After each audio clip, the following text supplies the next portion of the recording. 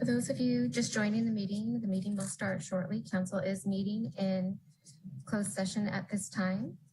If you wish to listen to the meeting in Spanish, translation services are being provided today. To do so, click on the interpretation icon on your Zoom toolbar. And once you do so, you can click on the Spanish channel, and then you can shut off the main audio so you can only hear the Spanish translation.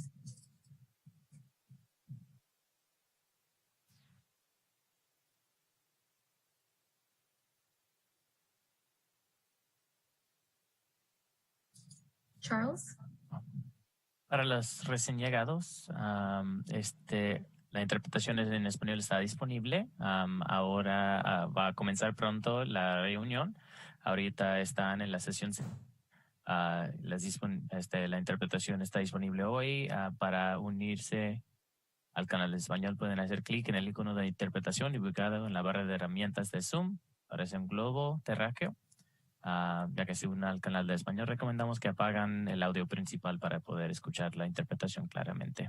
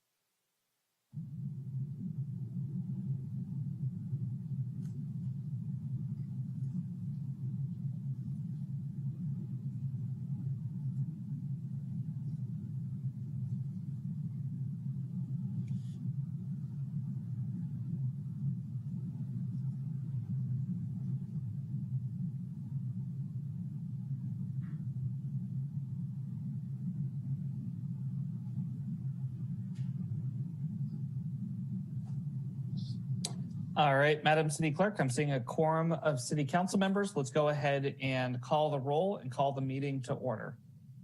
Thank you. Councilmember Tibbetts. Councilmember Schwedhelm. Here. Councilmember Sawyer. Here. Councilmember Fleming. Councilmember Alvarez. Present. Vice Mayor Rogers. Present. Mayor Rogers. Here. Councilmember Tibbetts, have you joined us? Councilmember Fleming, have you joined us? Okay, let the record show that all council members are present with the exception of Councilmember Fleming and Councilmember Tibbetts. And I do see that Councilmember Tibbetts has logged on as an attendee. If we could get him promoted and confirmed for the meeting, that would be great.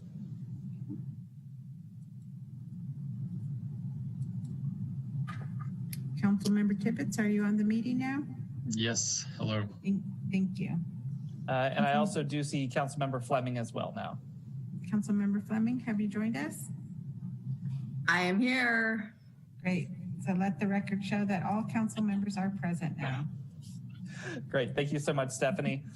For the public, we do have interpreter services that are available for today's meeting. Madam Zoom host, can you please explain how folks will access the Spanish channel? Thank you, Mayor. To join the Spanish channel, you can click on the interpretation icon on your Zoom toolbar. It may look like a globe. Once you join the Spanish channel, we recommend that you shut off the main audio so you can clearly hear the Spanish translation. Charles, would you be able to repeat that for us in Spanish? Para unirse al canal de español, pueden cambiar de canal por medio de hacer clic en el icono de interpretación ubicado en la barra de herramientas de Zoom. Parece un globo terráqueo. Recomendamos que apaguen el audio principal para poder escuchar la interpretación claramente. Thank you, Charles. Back to you, Mayor. Great. Thank you so much. We'll start off with a few housekeeping reminders for council members. Please remember to keep your audio on mute unless you're speaking.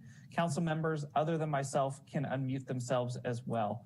Staff will remain muted until they need to speak. And as members of the public join the meeting, they'll be able to participate as attendees today with their cameras and microphones muted as well. Only today's panelists will be viewed during the meeting. If you're calling in from a telephone and choose to speak during the public comments portion of today's agenda or on any of the individual items, for privacy reasons, your name will be renamed as your viewable phone number as resident with the last 4 digits of your phone number. The City of Santa Rosa is committed to creating a safe and inclusive environment free from disruption and will not tolerate any hate speech or actions and are monitoring to make sure that everybody is participating respectfully. Now, Madam City Clerk, can you please go through how folks can better engage in today's meeting on the different items? Yes, I'd be happy to. After each agenda item is presented, the mayor will ask for council members' comments and then open it up for public comment. The host in Zoom will be lowering all hands until public comment is open for the agenda item. Once the mayor has called for public comment, the mayor will announce for the public to raise their hand if they wish to speak on the specific agenda item. If you are calling in to listen to the meeting audibly, you can dial *9 to raise your hand. The mayor will then call on the public who have raised their hands. Public comment will be limited to 3 minutes and a timer will appear on the screen for the council and the public to see. Once all live public comments have been heard, the meeting host will play voicemail public comments. If you provide a live public comment on an agenda item, but also submitted an email, e-comment, or recorded a voice message public comment, your email, e-comment, or voice message public comment will not be duplicated, read, or played during the meeting. Additionally, there are 2 public comment periods on today's agenda to speak on non-agenda matters at items 13 and 17. This is the time when any person may address the council on matters not listed on this agenda, but which are within the subject matter jurisdiction of the council. Throughout today's agenda, when the mayor calls for public comment, an interpreter will be prepared to assist anyone needing interpretation. Those using interpreter support will be afforded additional time for your public comment as required by the Brown Act. We ask that those listening on the Spanish channel but wishing to make a public comment to turn off or leave interpretation channel entirely at the time you hear your name called so you can join the main channel to make your public comment heard and translated into English.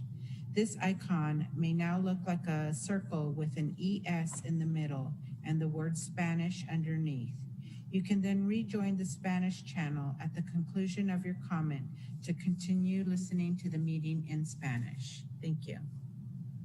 Great, thank you so much. And with that, Mr. City Manager, let's go on to item 3.1.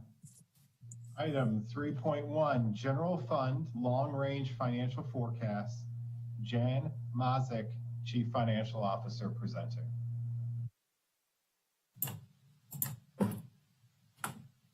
Good afternoon, Mayor and council members. I'd like to introduce Bob Leland, who you know from Management Partners, just to receive the presentation of the updated General Fund Long-Range Financial Forecast, and to provide an opportunity for the council to ask questions and give us any feedback or direction that you would like. And with that, I'll call Andy Belknap and Bob Leland. Thank you, Jan. I'm Andy Belknap with Management Partners, and I'm here with my colleague, Bob Leland. We're going to present an updated long-range financial forecast. Could we have the next slide?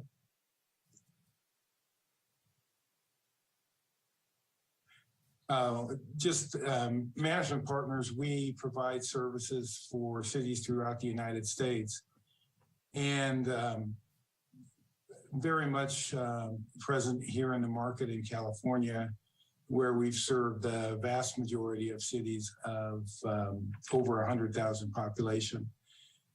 We do a lot of this development of financial forecasting models. Next slide, Bob. We've been working with Santa Rosa on a long-range financial model since 2019. The first one was developed in the fall of 2019.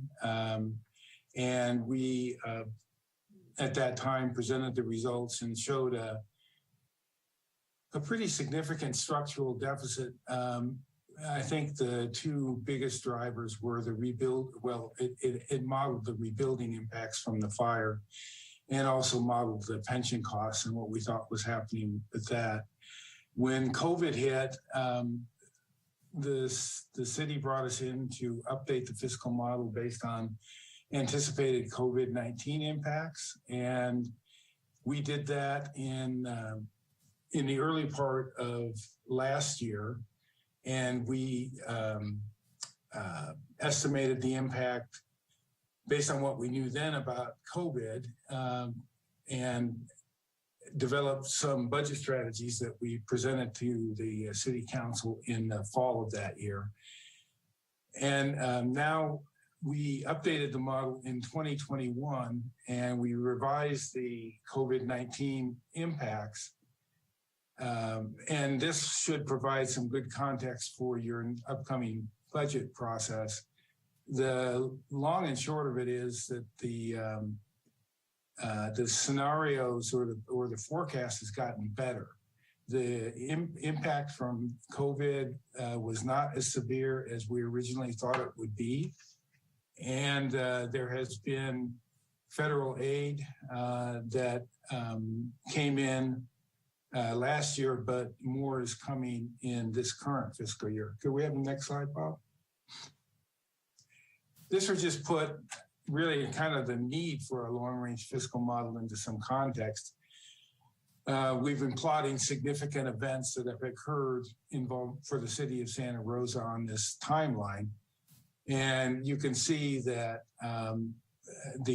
one of the things that we talked about when we presented our earliest fiscal modeling was the need to extend measures O and P, which were temporary sales tax measures.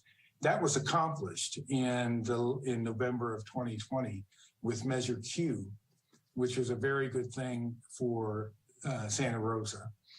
And the other thing that's happened was the settlement with PG&E, which has given the city some significant one-time monies. But this timeline shows other significant events that are going to be occurring for the city over the next several years. And one of the reasons that a long-term model like this is important is you can keep your eye on the ball of things like expiring sales tax measures, and also, I think very importantly, see when pension costs finally begin to level off and then drop.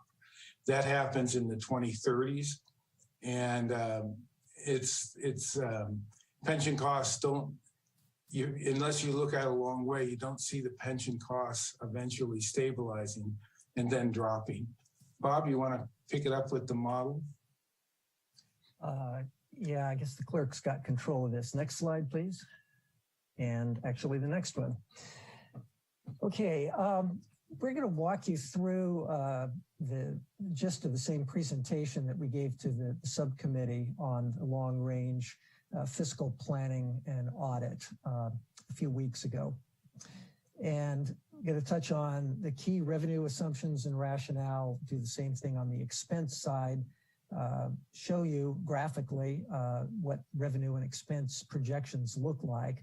And then we're going to conclude with the baseline forecasted balance and shortfall, and then a number of scenarios under which you can wind up with a balanced budget.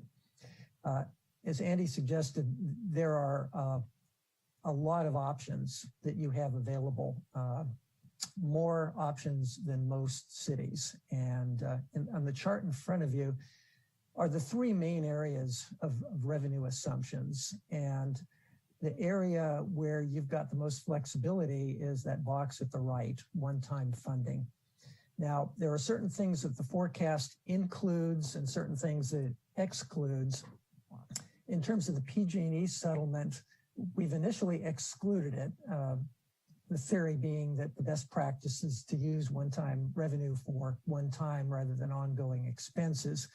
However, the council has discussed in its goal-setting session using up to $40 million of the $95 million settlement to support operations to buy time to restructure expenses as may be needed. So we're going to show you as we get on in the slides what happens with and without including that $40 million of settlement.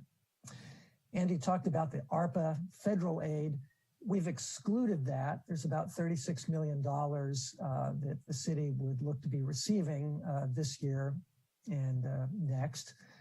But really only the amounts that are going to replace lost general fund revenues or reimbursing past or budgeted expenses really should be counted in the forecast. Otherwise, if you use it for new types of spending, then that's not going to help the bottom line of the forecast. And it hasn't been determined yet how that money is going to be spent. So for the time being, we have excluded that. And then there's the Fema reimbursements, which are significant. There are some amounts assumed in the current year budget. Staff has identified a total of almost $41 million in potential outstanding reimbursements due the general fund as opposed to water or some other fund. The timing of the receipt of that is somewhat uncertain, and there are always negotiations with FEMA over amounts that the city believes it is due. So we have excluded that, but later on in the slides, I'm going to show you what happens if that $40 million is brought into the forecast. Now, in terms of the other areas, economic cycles, we're in the middle of the pandemic, but definitely in the recovery period, and we're recovering faster than we had thought before.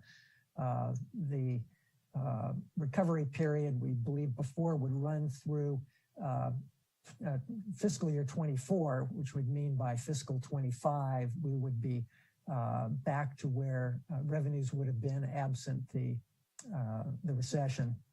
Now we've moved that up by a year. Largely that's due to stronger sales tax. Avenue Insights third quarter forecast for 2020 is the basis for the numbers that we have in the forecast. Like all cities, the transient occupancy tax revenue and revenue from park and recreation fees have been slower to recover. Now, the forecast does build in the recession starting in fiscal 27 and 34. Historically, recessions have occurred about every 6 to 7 years, and it's important to include that in the forecast as a stress test for the sustainability of reserves over time. The big question regarding local sales taxes is, are they renewed or not? Now, Measure O, the quarter-cent public safety tax, expires in 2025. The assumption in the forecast is that the general fund backfills that revenue loss to avoid loss of staff, but there's obviously the cost to that.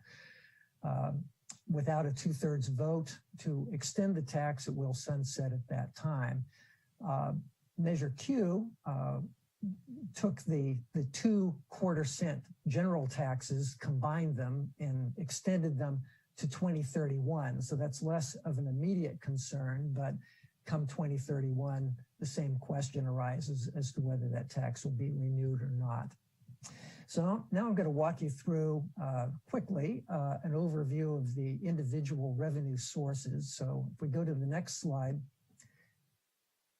we will see these are the 3 largest general fund revenues, and they're relatively stable. This is the property tax, sales tax, and utility users tax. On each one of these slides, what you see is the dark blue line is the historical amount up until fiscal 21, and then going forward, that's the forecast.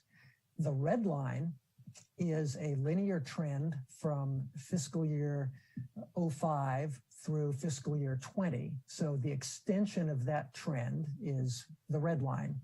The green line is a shorter term trend of just the last 4 years, fiscal year 17 through 20.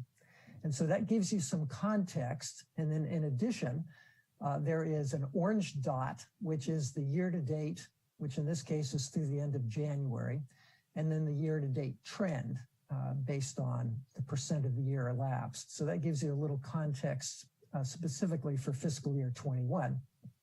And the last comparison is the magenta line with the diamonds, and that is the budget from prior years. And so you can compare budget to actual historically, and then that brings you right up to the fiscal year 21. So you can see in the property tax, the impact from the Great Recession as it dipped, then recovered pretty much along that short-term trend line. And then growing in the last couple of years with the restoration of value from the fire rebuilds. And then you see the continuation of that trend pretty much paralleling the short-term trend line. The one thing to note there is that the property tax inflator, which is typically 2% under Prop 13, will only be 1.036% in fiscal 22. That's a loss of revenue, unfortunately, that can't be made up in future years. You look over to the upper right is the sales tax. Similarly, you can see the dip from the Great Recession. You can see a little dip in fiscal 20 and 21. We'd expected that to be bigger, but based on the current forecast from Avenue Insights, it's looking like a minor slowdown in fiscal 21 as many people shifted from brick and mortar store purchases to online purchases. And fortunately, the state was well situated as it had resolved its issues with Amazon and other out-of-state retailers. And so money has been coming in and cities have been getting credit for that through the county pool. And also the Wayfair decision wound up boosting amounts received from online sources as well. So sales tax is looking to be pretty stable, and we're seeing that continuing more along the long-term trend. And then you can see a little dip in 27 when we assume the next recession occurs. Down in the lower left is the utility user tax. Again, relatively stable, not too much of an impact from the Great Recession, except to the extent that there were foreclosures and homes not occupied, but it's been pretty stable in recent years, and we see the trend splitting the difference between the short and long-term trend. Next slide. Now, other taxes have varying impacts. The franchise payments, you can see how stable those have been over time. There was a garbage franchise increase in fiscal year 19, but we're seeing that being pretty stable over time. The real property transfer tax, on the other hand, fairly volatile source, and you can see it's also difficult in terms of the budget to actual to match up with that. It's a moving target. However, we see the year-to-date trend being at about $4 million, which is significantly higher than the original budget for this year. So that's where the forecast ends up this year. And then we continue growth from there with a dip in the future due to the next recession.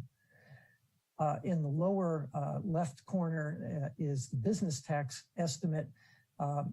The anticipated budget for this year was significantly lower than our current projection. Staff has taken a look at that and believes that there will be some dip compared to the prior year, but not nearly as much as what was originally budgeted. And last year, when we were in the early throes of the pandemic, there was a sense that with businesses shut down, that come the next year, the impact on the business tax would be significant. But so far, that's looking like it'll be on an ongoing basis, pretty much at that long-term trend line. Next slide. Now, these are the three revenue areas that are most severely impacted by the pandemic. In the upper left, you've got the transient occupancy tax, which we're showing coming in a little bit below the budget, which itself was a significant decline from fiscal year 20. We're seeing a recovery over the next few years. The transient occupancy tax, it's a question not only of business travel, but personal travel. It's a lot of cities are looking at the TOT as being really the last major revenue source to recover from the pandemic. In the upper right-hand corner, recreation and park revenues, you've seen quite a dip, which we're projecting to be worse than the budget, which again, itself was a big decline from the prior year. But with so many programs really completely shut down through a major part of this year, even as those are beginning to start up now, we should see a significant rebound over the next 2 years. But this year is still going to be a pretty low level. And then finally, in the lower left-hand corner, other fees, charges, and fines. There was a major impact after the Great Recession, which was largely the lack of new construction and building fees. That built its way back up, only to see a major decline in 20 and 21. But we're seeing a rebound the next year, and then a trend pretty much in between the short and long-term trends. Next slide. Okay, this is the last one on the revenues. Just the other categories, the thing that characterizes each of these is that they experienced a peak for different reasons, and it's not something that's going to be replicated. So in the upper left-hand corner with licenses and permits, that peak is really from the height of the rebuild permits with hundreds of additional permits in a given year, really about 3,000 over a few-year period. Those amounts in fiscal 18, 19, and 20, even 21, are significantly higher than they're going to be in future years. In the upper right-hand corner, the intergovernmental peak in 20 and 21 is due to CARES Act and Fema reimbursements that have already been received. It doesn't include potential new federal aid. So that might spike again, depending on how much of that revenue gets brought into the general fund. But on an ongoing basis, we see a continuation of the trend more from what it was like 2005 to 2017 and 18. And then in the lower left-hand corner, all other revenue, there's a peak in 18 and 19 due to insurance reimbursements from the fire. And back in 09-10 from transfers in, which was part of the budget strategy of dealing with the Great Recession at that time. Now, this chart does not include PG&E settlement. And so to the extent that is brought in, obviously that category is going to change significantly. Okay, next slide. We're going to switch to the expense side of the equation. Three major issues there. General issues of sustainability, cost inflation, and pensions. So in terms of sustainability, positions have been frozen. The question is how long they're going to stay frozen. The forecast assumes 5 years and then restoring the positions starting in fiscal 26. Now, there's a lot of uncertainty over the public safety sales tax, and that is going to require the city to conserve fund balance in order to better position itself for the potential loss of those funds. And so you're in a more prudent position if the positions stay frozen until the point when that uncertainty is removed. If it turns out that the measure is renewed, then that's one problem out of the way. If, however, since it requires a 2/3 vote, if it does not secure that vote, then you need to have reserves be at as high a level as possible to position yourself for the loss of those funds. Now, even though we're saying positions are frozen, we are making a small allowance for adding back 2 FTE a year starting in fiscal 23. Position and workload growth are going to create pressure to unfreeze positions over time or add new ones. And while this doesn't deal with a significant amount of workload needs all at once, it does respond to it in a graduated fashion over time. And then we do have an allowance, $4 million a year for transfers to the Capital Improvement Project Fund. And the ongoing needs, obviously, for preventative maintenance and other projects are there. These amounts vary from year to year, but $4 million is the average of the last 15 years. So even though those amounts go up and down, we think $4 million a year ongoing is a reasonable assumption.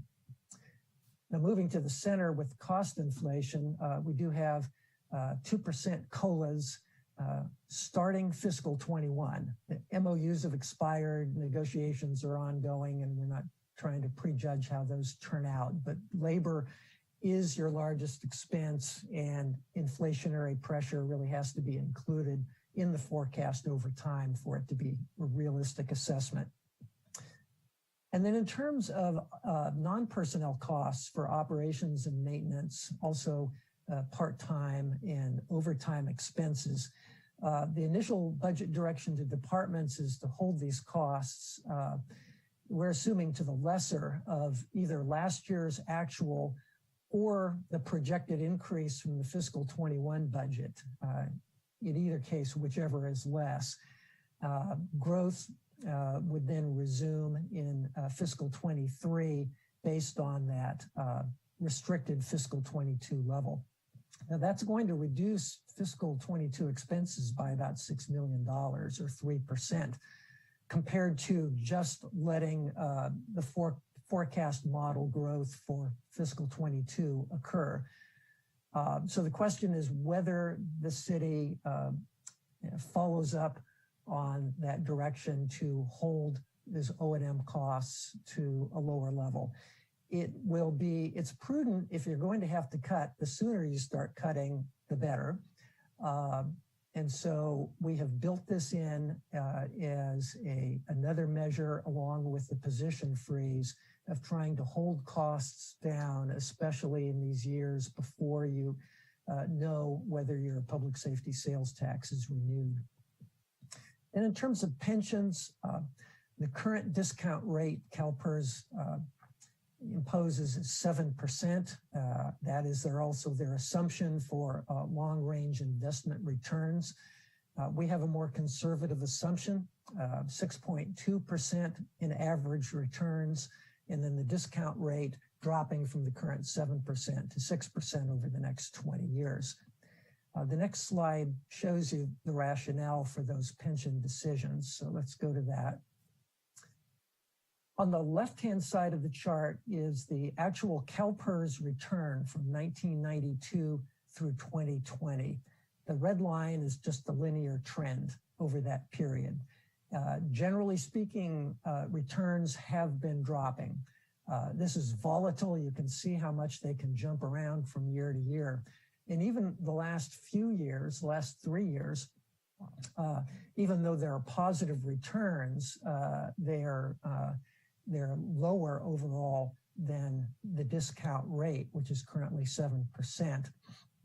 So the box there shows the average returns for the last 3 years, 5 years, 10 years, 20 years, and 29 years.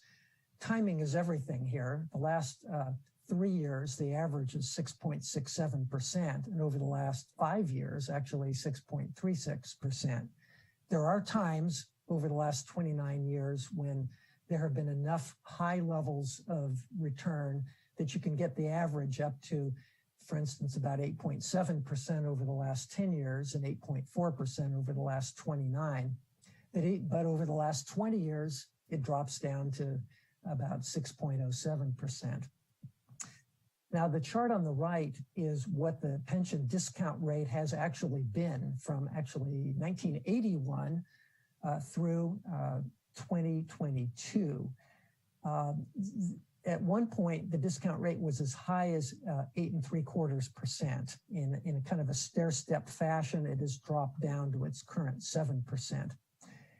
If you extend that trend over 40 years and extend it out another 20 years, you basically hit 6%. And that's our rationale for a reduction in the discount rate over time. CalPERS is currently reviewing its strategic asset allocation and discount rate. Any change they make will be enacted in November of this year to take effect in July of next year. But clearly, we're on a downward trend in terms of returns. CalPERS wants more stable rates. And to do that, they're going to have less volatility in returns. That means lower yield.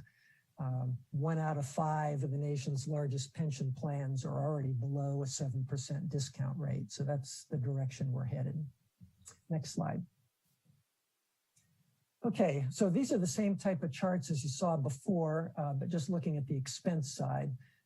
The upper left is salaries, part-time, benefits, expense credits, and vacancy savings. So by combining all those together, you can see that over time, the budget, including vacancy savings, has been pretty close to what the actual has been. The last few years, the budget for these items has been significantly higher than actual. In part, that's due to the position freeze. It's been due to higher vacancy rates. We are assuming a 5-year period of vacancy freeze. So that's the reason why the line dips down close to the long-term trend line, and then finally in fiscal 26 pops back up to the short-term trend line. That's reflective of the impact of the 5-year position freeze. Now, over on the upper right is the retirement. And again, those costs have been relatively stable over time. The increase in the past several years has been due to planned increases that CalPERS has had and the impact of the lower discount rate. We're seeing a continuation along that short-term trend up until fiscal 25, which is the last year of the pension obligation bond debt service. And then you see total pension costs drop and then continue from there. And then in the lower left-hand corner, health costs for the past several years have come in significantly under the original budget, which was conservative. So what we've done is assume 90% of the city's costs as projected by their position control system. And then we're continuing on with that. And then you see in fiscal 26, it jumps up a little bit. That would be from the end of the position freeze. And so we have health costs going pretty much on the long-term trend line until the position freeze is ended. And you can see from that green triangle, the year-to-date trend is pretty close to that red long-term trend line. Next slide is the rest of the personnel costs. For overtime, you were like almost every other city we've seen, which is overtime tends to be budgeted in a bit of an optimistic fashion. And then for various reasons, overtime tends to be higher, partly due to vacancies, partly due to circumstances beyond anybody's control, partly due to wildfire response, where you also get an offsetting revenue reimbursement. For this year, you can see as of the end of January, the year-to-date amount was actually about what had been budgeted for the year. What we've done is assume that in the latter part of the year that gets corrected. And so we have projected overtime for this year and into the future right on that red long-term trend line. In the upper right for retiree medical, that has been we're basically going to approach and then finally touch the long-term trend line by about fiscal 29. Short of an actuarial analysis to get a more refined estimate, we're seeing that is the most likely outcome for retiree medical expenses. And then in the lower left corner is just all personnel, so salary, retirement, health, et cetera. And again, you can see that overall budget to actual has been very close except for the last 3 years. And then the composite of all those factors puts you pretty much at the short-term trend line going forward. Okay, next slide. So on the non-personnel side, operations and maintenance in the upper left-hand corner, those costs have been significantly higher than budget over the last 3 years. We're assuming that the amount spent this year is equal to the budget. Also, the year-to-date trend indicator is right at that budget amount as well. Over the last couple of years, there have been some carryover amounts from prior years. The reason why there's a drop in fiscal 22 is partly due to the assumed reduction in the level of O&M costs by holding them to the lesser of fiscal 20 or growth in the fiscal 21 budget. And then going forward, that's parallel to the long-term trend line. In the upper right-hand corner is capital outlay, project budget, CIP transfers. Again, that kind of goes up and down over time. We're assuming $4 million CIP contribution going forward, $2 million project budget, $100,000 for capital outlay. In the lower left corner, transfers out, been actually pretty stable over time, but they jump significantly starting in fiscal 25 with the assumption that the public safety sales tax expires and that the general fund transfers money out to that fund to keep it afloat without given the loss of sales tax that would occur. The next slide. This simply recaps total revenues and total expenses. They're both on the same scale, so you can compare those pretty readily.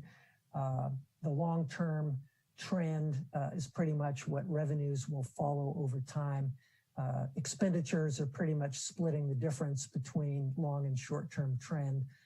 And again, you see that fairly marked impact from the position freeze if it's continued over the 5-year period. Okay, next slide. Right, so this is how you wrap it up. You've got 2 sets of slides here. On the upper level is a 10-year forecast of shortfall on the left, fund balance in the middle, and any use of PG&E on the right. And since the baseline forecast excludes it, there's nothing to see in the right-hand chart. But you can see that in the middle chart with the fund balance, that it's pretty stable for several years. Now it's below where you'd like it to be. It's below the 17% level, and it's also below a 15% level, but it's pretty stable between $20 and $30 million. That will fall off starting after fiscal 25 for 2 reasons. One is the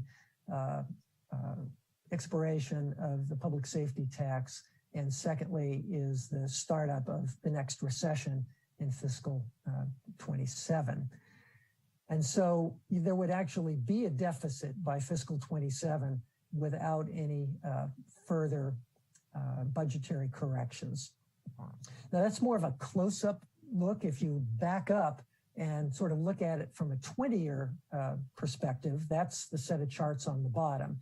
And basically you can see that the what is a $40 million deficit in fiscal 29 would grow to over 400 million by fiscal 39.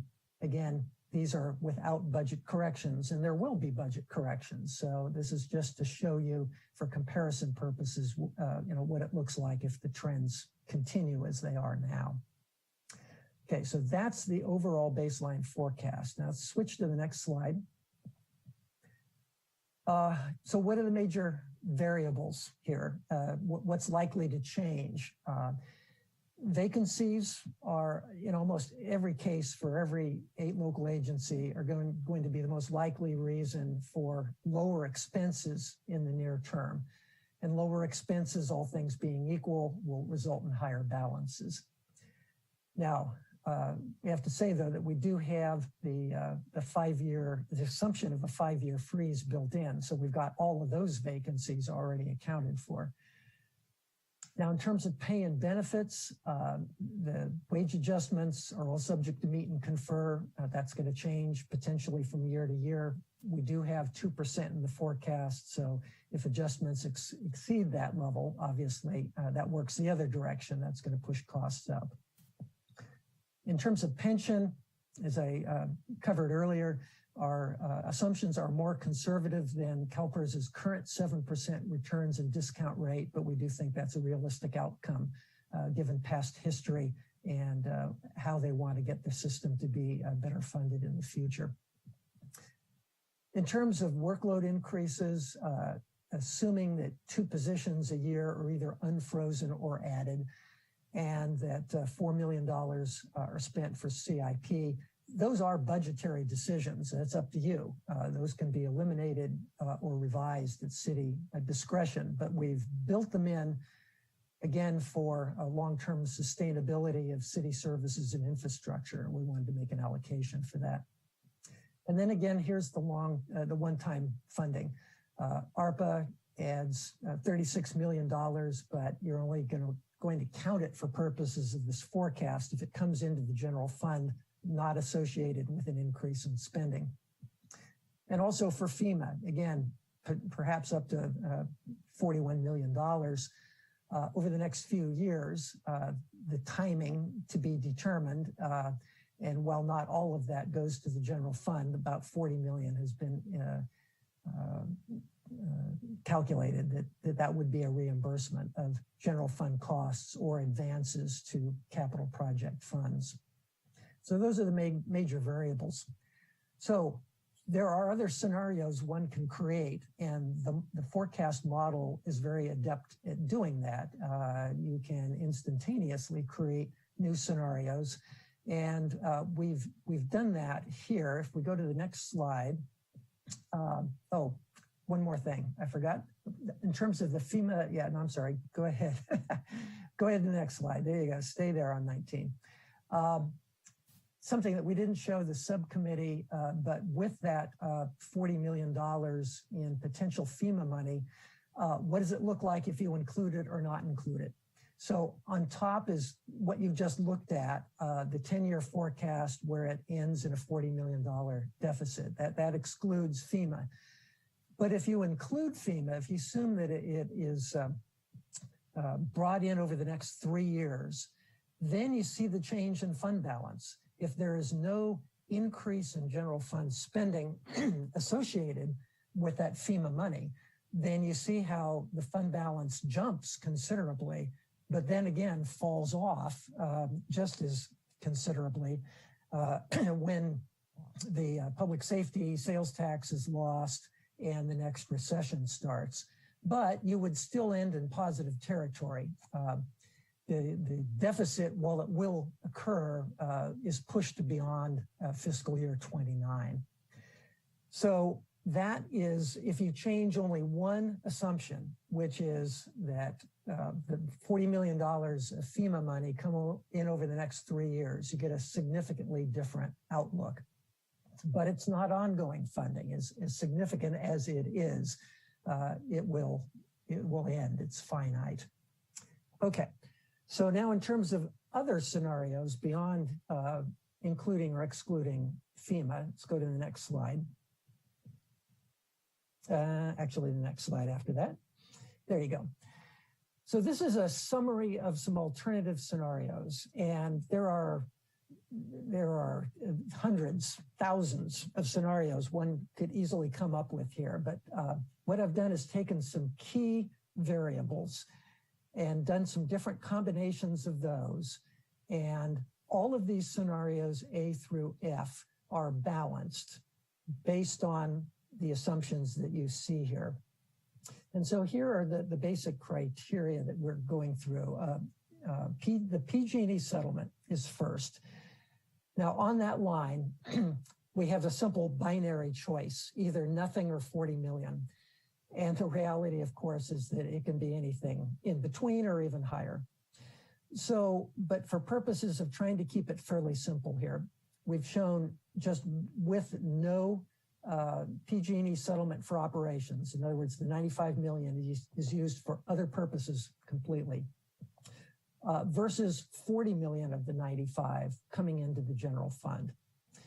The baseline forecast assumes not using it, but of the other 6 scenarios, 3 use it and 3 do not. The next line down is this issue with fiscal 22 O&M expense. Do you restrict it to fiscal year 20 levels or not? Yes or no?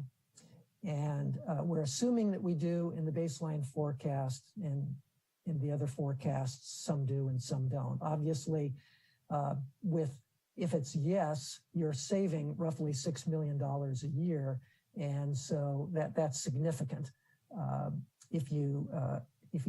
The no simply means that we take the fiscal 21 budget and we just grow it with no restrictions. The third category is the frozen FTE issue. It's currently for the 1 year freeze, but if you extend it for 5, that's the assumption in the baseline forecast. Here, of course, again, there are many different numbers of years that you could freeze it. You could also unfreeze certain portions. These are all going to have different financial effects, but we've assumed for simplicity here that it's either 5 years or 10 years. And then the 2 FTE growth, we do have that allowance built in the baseline forecast, and it's either yes or no in the other scenarios. The safety sales tax and the Measure Q sales taxes in the baseline forecast, we're assuming they both expire. Now the Measure O, that's coming up in fiscal 25. Q doesn't expire until 31, but we're assuming they both expire. But you can either have both expire, you can have both of them renewed, or you can have Q renewed and the safety expired. And so we have different combinations in these scenarios. Now, based on the net impact of those first 5 categories, there are 2 more that are adjusted in order to hit the reserve level. The next category there is the ongoing expense decreases or revenue increases. Now, we're not assuming any additional cuts or revenue increases in the baseline forecast. And in scenarios A and D, the combination of the assumptions above that are sufficient so that similarly, no changes are needed in order to have a balanced budget. But in scenarios B, C, E, and F, that combination of factors above are inadequate to keep the general fund balance at your reserve goal. And so it would take the cuts as indicated on that row. For scenario B, $11 million starting in fiscal 26. Scenario C, $5 million starting in fiscal 27. Scenario E, $12 million, but not until fiscal 36. And scenario F, a combination over a couple of year period totaling $18 million.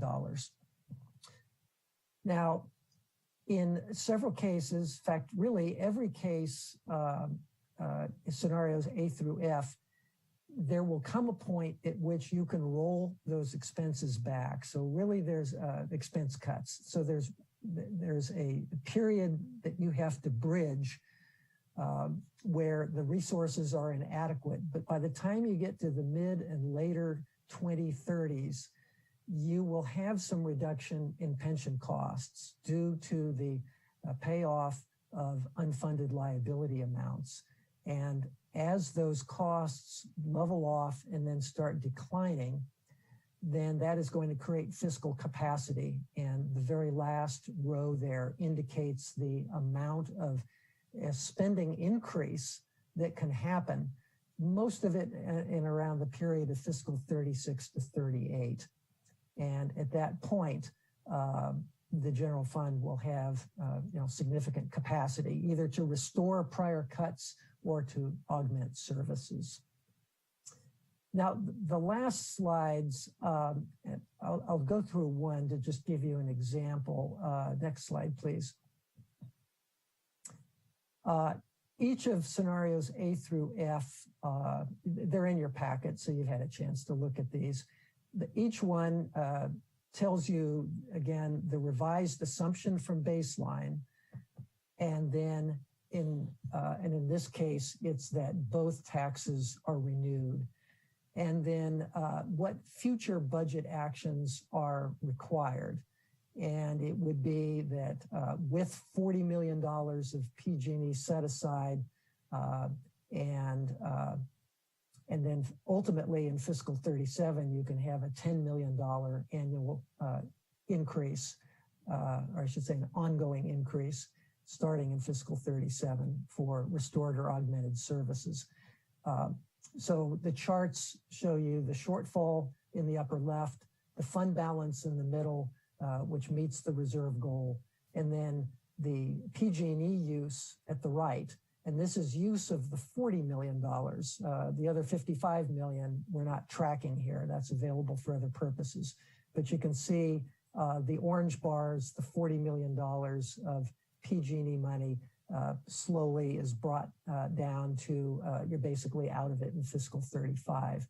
And the blue bars above it show you the annual uses of that. So we're only bringing into the general fund the PG&E money as it is needed in order to maintain your reserve goal. And each of the other slides is like that. Just quickly go through the next slide. I won't go through all the specifics, but you can see in the PG&E money at this point, it's used up by fiscal 31. And there is a portion in time, if you look at the middle chart, where you don't meet the reserve goal, but you're within striking distance. This one does involve an $11 million budget reduction starting in 26, but then you can add money back starting in fiscal 38. Next slide. This combination uses up the 40 million even quicker. It would be gone by fiscal 27. And you can see the specific changes from the baseline forecast and the budget actions required. Next slide, D, scenario D, doesn't use the PG&E approach at all. It does assume that both of the sales taxes are renewed. And if you froze the FTE for 10 years, didn't have any FTE growth, then there would never be a need for cut. You would be pretty much at your reserve over that whole period. And starting in fiscal 36, you can significantly augment spending as the pension costs decline. Next slide. Similarly, the PG&E money isn't used. This does assume that the public safety sales tax expires. It does keep the FTE there for 10 years. But in order to make things balance out, there would need to be a $12 million ongoing budget decrease in fiscal 26. And then you can pretty much give that back starting in fiscal 36. So again, this 10-year period that you need to get through. And then the next slide, the scenario F, also doesn't use the PG&E. And because it assumes that the O&M costs are not held to fiscal 20 levels and you lose the public safety tax, even if you freeze FTE for 10 years, there's going to be a higher level of expenditure reduction, a total of $18 million between fiscal 22 and 25. And then ultimately 10 million of that can be restored starting in 36. So this is just a sort of a static way of showing you what the live model can do. As you make different assumptions, it can sort of plot your course. And what you're ultimately going to need to decide is the amount of PG&E money to be used, settle on the use of the ARPA money, and determine what you're going to do both in terms of the O&M costs, whether to start holding that to a lower level starting next budget year, and for how long to continue the position freeze. You actually have a lot of choices compared to most cities we've been working on lately. Both in terms of one-time expenses and things that you've already started, such as the position freeze, you've got a combination of choices, and the model gives you a nice tool that you can constantly keep updated and use to show you what the implications are of any particular policy decisions and going down the line. So next slide. That is the end of our presentation. And so we're open to questions. Great. Thank you so much, Bob and Andy. Really appreciate the work that the two of you do. It's pretty exhausting. And I know the Long-Term Finance Committee, as you mentioned, already saw this presentation a couple of different times, and every single time it gets more full with more flexibility, I think, for the council to consider. So I really appreciate that. We'll start with Councilmember Tibbetts. Thanks, Mayor, and thank you guys for this presentation. Wow, I can't even imagine how you piece all of those layers of finance together. One of the questions I had to do with the 2027 recession, and what factors and assumptions, or how are you making that kind of assertion? Going back to really the turn of the last century, there has been a recession of larger or smaller magnitude every 6 to 7 years. So we're going with 7 years, and assuming that the pandemic started in fiscal 20, and so 7 years from then is fiscal 27. And we're assuming it's a moderate recession, but in the model, you can pick a level of severity. You can pick the number of years over which the loss occurs. You can pick the recovery period and the percent of the loss that's recovered. And you can show impacts by individual revenue categories. So there's a lot of flexibility in there. But I think it is good to have a stress test, just knowing if you have a recession come up, independent of any other changes, are your reserves enough to handle that kind of a loss so that you're not pressured into making cuts in a very short time period when you have less flexibility than if the reserves are higher and it buys you some time. So that's the rationale for the recession in 27. And then it would be 7 years after that as well. Okay, great. Yeah, I'm not in disagreement. I think we're on what, a 14-year, 15-year bull run right now, as far as I can tell. And it would seem like it's coming around the corner. Who knows when? But I agree. I was just curious what assumptions you were making or how you were basing that. I think sales tax revenue is obviously the big threat to our organization when recessions do come. We experienced it severely in 2008. I think we lost over 30% of our revenues as a result. So I just throw this out here to council again. And Mayor, I don't know if you have the long-term financial subcommittee looking at this. There was some discussion about it, but completely presenting to the voters that basically a net neutral tax increase, but restructuring the way in which we collect them to try to avoid having a significant hit in the next recession as well. But thanks. Great. Just as a point of clarity for taking that back to the council, are you meaning basically swapping out sales tax for property taxes? Yeah, we had some discussion going into goal setting, and then we didn't actually touch on it too much in goal setting. But it was at one point we discussed, looking at doing kind of a parcel tax across the board, just, looking at re-upping or increasing our cell phone tax and some of those lesser utilized taxes that are, not as vulnerable to recessions as sales tax. Okay, we'll make sure that we're talking about that. Let's go to Councilmember Fleming. Thank you, Mr. Mayor, and thank you to your team, Mr. Leland. It's always impressive the work that you do. And thank you to the long-term financial and audit subcommittee for listening to this presentation twice. I'll say that once was quite enough.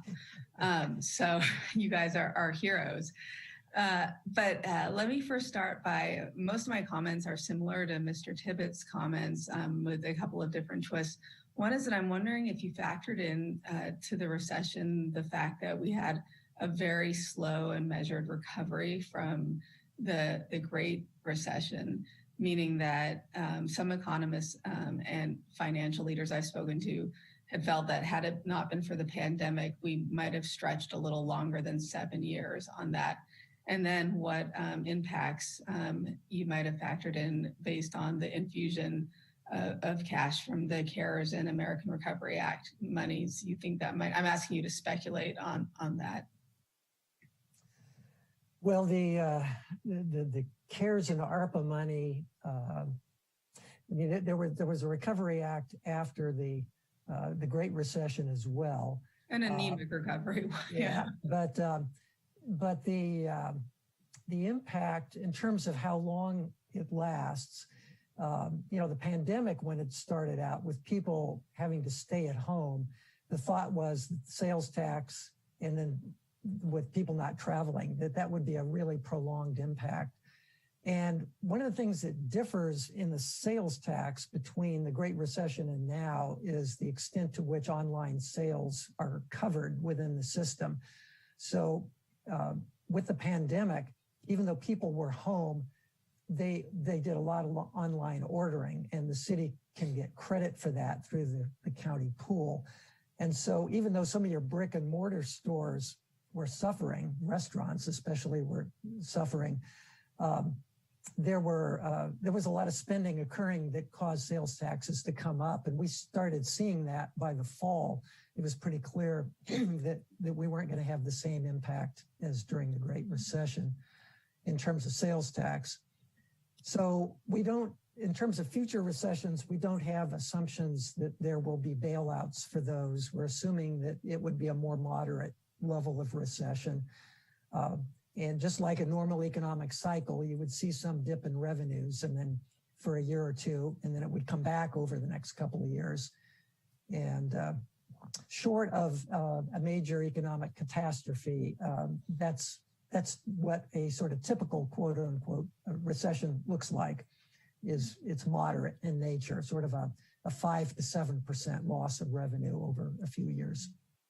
Thank you for all of that. And I do find it really interesting around the sales tax issues in that people were at home buying more stuff, but it was not everybody at home. There are a lot of people without internet access who are buying things in person, more exposed to COVID, spending a much higher percentage of their income on sales taxes than people like myself who are frustrated that it's going to take until August to get that chair sent to them that they so badly want now. Mm-hmm. But so the pain has not been spread evenly, which brings me to Mr. Tibbets's point, which both would potentially benefit the city in making us less vulnerable to sales tax fluctuations, but also spread out fairness. Every time we put a sales tax measure on the ballot, I hold my nose. And this year has been so difficult on the lowest income earners. And I would like us to, the long-term financial, and you guys have such a long name and such a really tedious task. You guys, Tom, John, and Chris, for you guys to really dig in and see what kinds of taxes that would be more equitable and sustainable, not just for the city's finances, but also for the residents that we strive to serve in the most equitable manner. What types of things could be passed? I know it's harder to pass specific taxes and so forth, but it would be really wonderful if we could transition or have a broader portfolio that was fairer and more predictable. So thank you so much. Thank you, Councilmember. Councilmember Sweathelm. Thank you, Mr. Mayor. I have a couple questions. One for you, Bob, regarding the key expense assumptions and rationales on slide 11 about the positions being frozen. How do you calculate that? Because we froze them at a point in time. And how do you factor that out? Because the demands of the community changed over time. And so how do you factor that? Because not all positions obviously pay the same. Well, that's true. In terms of the assumption of the impact of the freeze, that staff has provided that, and that's based on the specific positions that were affected. The city may well decide to keep a bit of a rolling freeze, whereas some positions are unfrozen, but maybe others take their place. You can certainly have an average cost of a position and come up with the impact from that, but any given position will cost more or less. Also, the demand for positions changes over time. A position freeze is an expedient way to go because it's dealing with positions that are already vacant. It doesn't involve layoffs. But over time, it may not be the most adaptable approach because priorities change, workload changes, and 5 or 10 years is a long time to keep positions frozen, or just plain. It's like you could either choose to eliminate them completely and only restore positions in the future when you think the financial situation is improved, or you could keep them sort of on the books but frozen and make some adaptations over time as priorities change in certain areas. But the overall magnitude of the impact, that's been identified by staff. So to your point, Councilmember Schwedhelm, and to follow up on what Bob, that is going to be one of the critical conversations that we're going to have in the budget process is what to do with those positions, because again, I think holding them is creating a whole series of issues. I think we need to sort of get to start over and become adaptable to the concerns of the community and concerns of the council. So I think you're identifying one of the critical conversations that's going to unfold in the budget process. Holding vacant positions doesn't help the organization move forward. We need to restart some of these conversations. Right. Because part of the argument too is this, well, if you kept that position vacant for 5 years, do you really need it? Right. Mm-hmm. And so, and I'm not a proponent of a zero-based budget every year, but so my same question would be, when you did the one scenario of adding 2 FTEs starting fiscal year 23, did you just average the number of vacant positions now, and that's how we came up with it? It's just based on an average. Okay, so we're not being strategic. And Mr. City Manager, so then those more, whether we add or continue to freeze, we'll be having those discussion in the coming weeks for this next fiscal year budget. Right, and the priorities of the cities to set. We're looking at the overall numbers, and in this case, based on an average, but the priority of where such a restoration should go, that presumably is part of a larger scheme that Sean's talking about. Okay, thank you. Councilmember Sawyer. Thank you, Mayor. I'm curious, Bob, and thank you for this presentation again. I know it's you get better at it every time you present it, so it's just. I'm curious what population growth plays into your model, and whether or not it does at all play into the model. And it's of course that's a very difficult thing to assume, but it speaks to me when thinking about the increase in FTEs and the demand for positions based purely on service delivery and due to increased population. Is that part of your model? It is. We have an assumption of once we get through the rebuilds, and there's a little over 3,000 of those, we're assuming 500 units a year of what we'd call new construction as opposed to rebuild. And that's below the regional housing needs allowance levels. And of course, that's not news either, because virtually everybody has difficulty hitting those numbers. But there will be growth. And so we have that growth factored in to the property tax, and it's factored into other revenues such as the sales tax. So we do have that kind of population growth factored in. Thank you. And I share Councilmember Fleming's concern and frustration over the use of sales tax to get us out of the hole, because it just, it makes me nervous depending on that so much. And it is difficult to get those property taxes increased, but I wish there was a way to get the community to understand the value as far as the provision of city services to depend more fully on property tax than sales tax. And maybe with the markets moving the way they are, maybe there's, as people get more comfortable with their financial condition, maybe there could be some movement in the future with property taxes, but it is a tough nut to crack. Thank you. Okay, any other questions? All right, seeing none, we'll go ahead and go to public comment for this item, for item 3.1. If you have a comment today, go ahead and hit the raise hand feature on Zoom.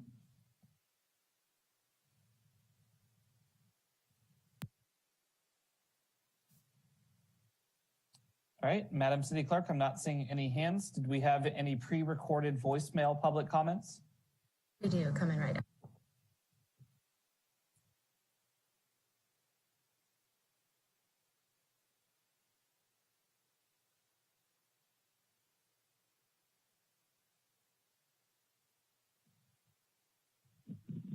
Study session item 3, Dwayne DeWitt from Roseland. Thank you for looking into the long-range financial forecast. It would be a really good thing if you folks would work together with the community on public participation budgeting.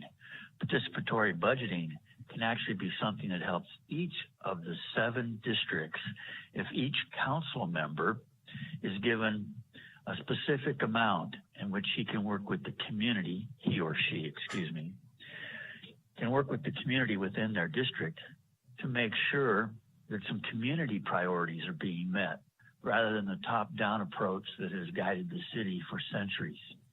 It'd be much better if, in this day and age, with diverse communities and people of color wanting to have more voice in the system, if we could have an approach in which the city council members work with their voters that put them in office to get done what the residents need done.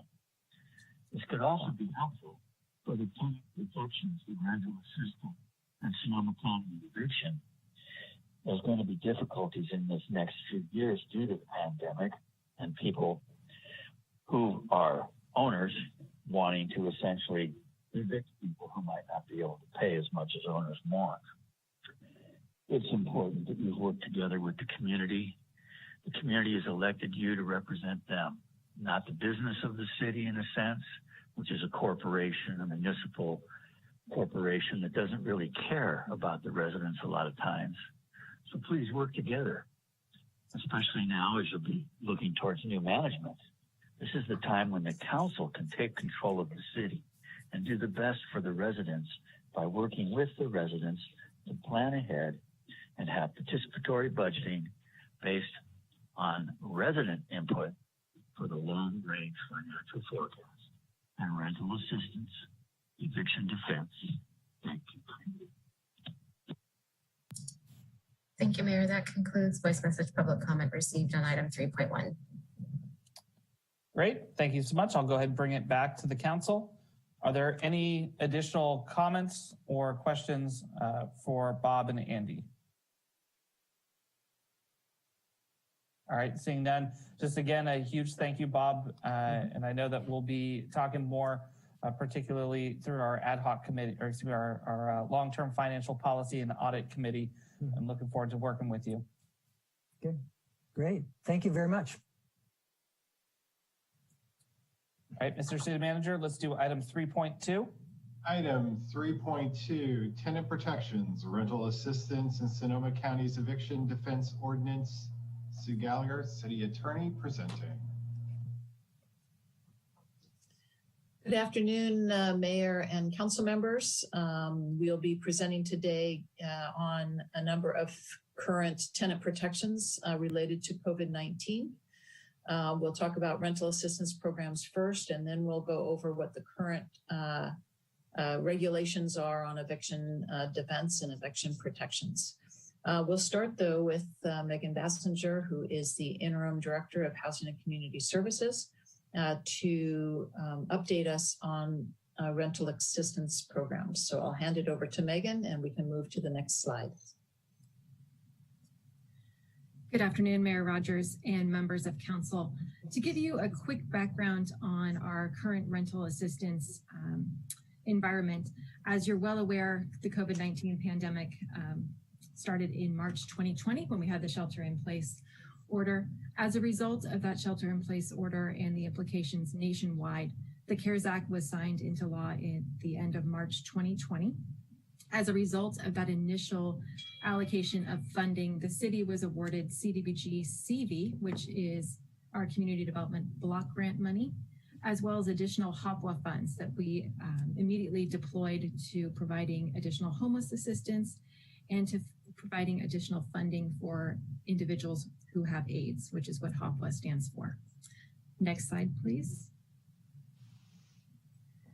In addition to the immediate infusion of resources that we received, our existing Section 8 Housing Choice Voucher Program, which provides assistance to over 2,000 households on a monthly basis, continued to provide assistance and provided over 700 client-tenant adjustments. So as individuals who received Section 8 were suffering from loss of income, the Housing Choice Voucher Program was able to adjust their contribution and make those clients' rent payment whole and provide for the rental payment to the landlords. Additionally, you may remember in May of 2020, we being the City of Santa Rosa, launched a COVID-19 rental assistance program. This was achieved by reprogramming federal funds, which come to us through the Home Investment Partnership Act. It was approximately $600,000. We opened the waiting list in June of 2020 and had about 500 households that applied. We are still working through that waiting list. We have gone through about 50% of those individuals and are providing monthly assistance to eligible households. And again, these are people who have either lost or suffered a significant wage decrease as a result of the pandemic. They need to be at or below 60% of area median income. And just for reference, for a family of four, that's $68,000 roughly. And they're still required to pay, based on their income, 30% of their rent. Next slide, please. The city was provided a third infusion of the CDBG CV funds, and this is based on rental assistance needs identified through HUD. We are working through HUD on deploying these funds, and we'll be using them in the future to continue to address the needs of residents within our community. And then finally, the most notable rental assistance program that is in front of the county as a whole currently is the Emergency Rental Assistance Program, which is in excess of $31 million. These funds were allocated to Sonoma County by the U.S. Treasury, and then there's a supplemental tranche that's coming through the state of California. The County Board of Supervisors met this morning to review the program. The county has opted to self-administer this program, and they will be rolling it out through contracts with community-based organizations. There should be about 10 of those that will be administering them. And the county will be putting out a website in the near future. It was not up as of earlier this morning, and it will be the Emergency Rental Assistance Program website. And staff will be providing additional updates as that details become available through the county on how these funds can be accessed, but they will be available for residents throughout Sonoma County. And again, it's going to be about $32 million.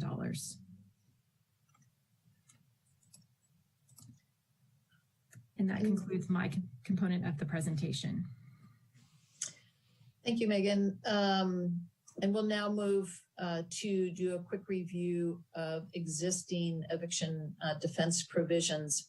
And I want to note that we're coming here today in part simply to give you an update of where we are on both the rental assistance and eviction defense, but also bringing forward this presentation in light of the county's amendment of its eviction defense ordinance in early February. You'll recall that I came to you on February 23rd, gave you a general update on where the county, how the county had amended its ordinance.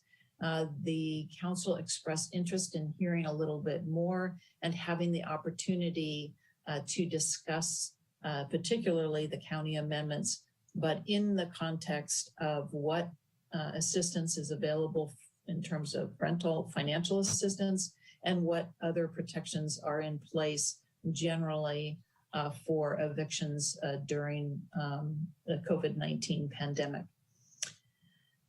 So I'm going to go through very quickly the current status at 3 levels. Of course, due to the financial hardships that have been caused by COVID-19 and the significant health risks that are posed by residential evictions in the time of a pandemic, both the federal government, the state government, and local jurisdictions have all taken actions to protect tenants against evictions.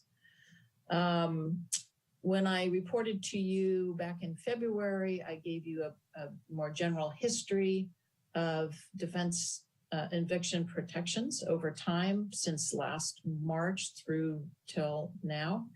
But today we'll really focus on the restrictions that are currently in effect. So we'll take a quick look at the order that was been issued by the U.S. Center for Disease Control and Prevention. We'll then look more closely at the current status of state law. And then finally, we'll look at the county's newest amendments to its eviction defense ordinance. So next slide.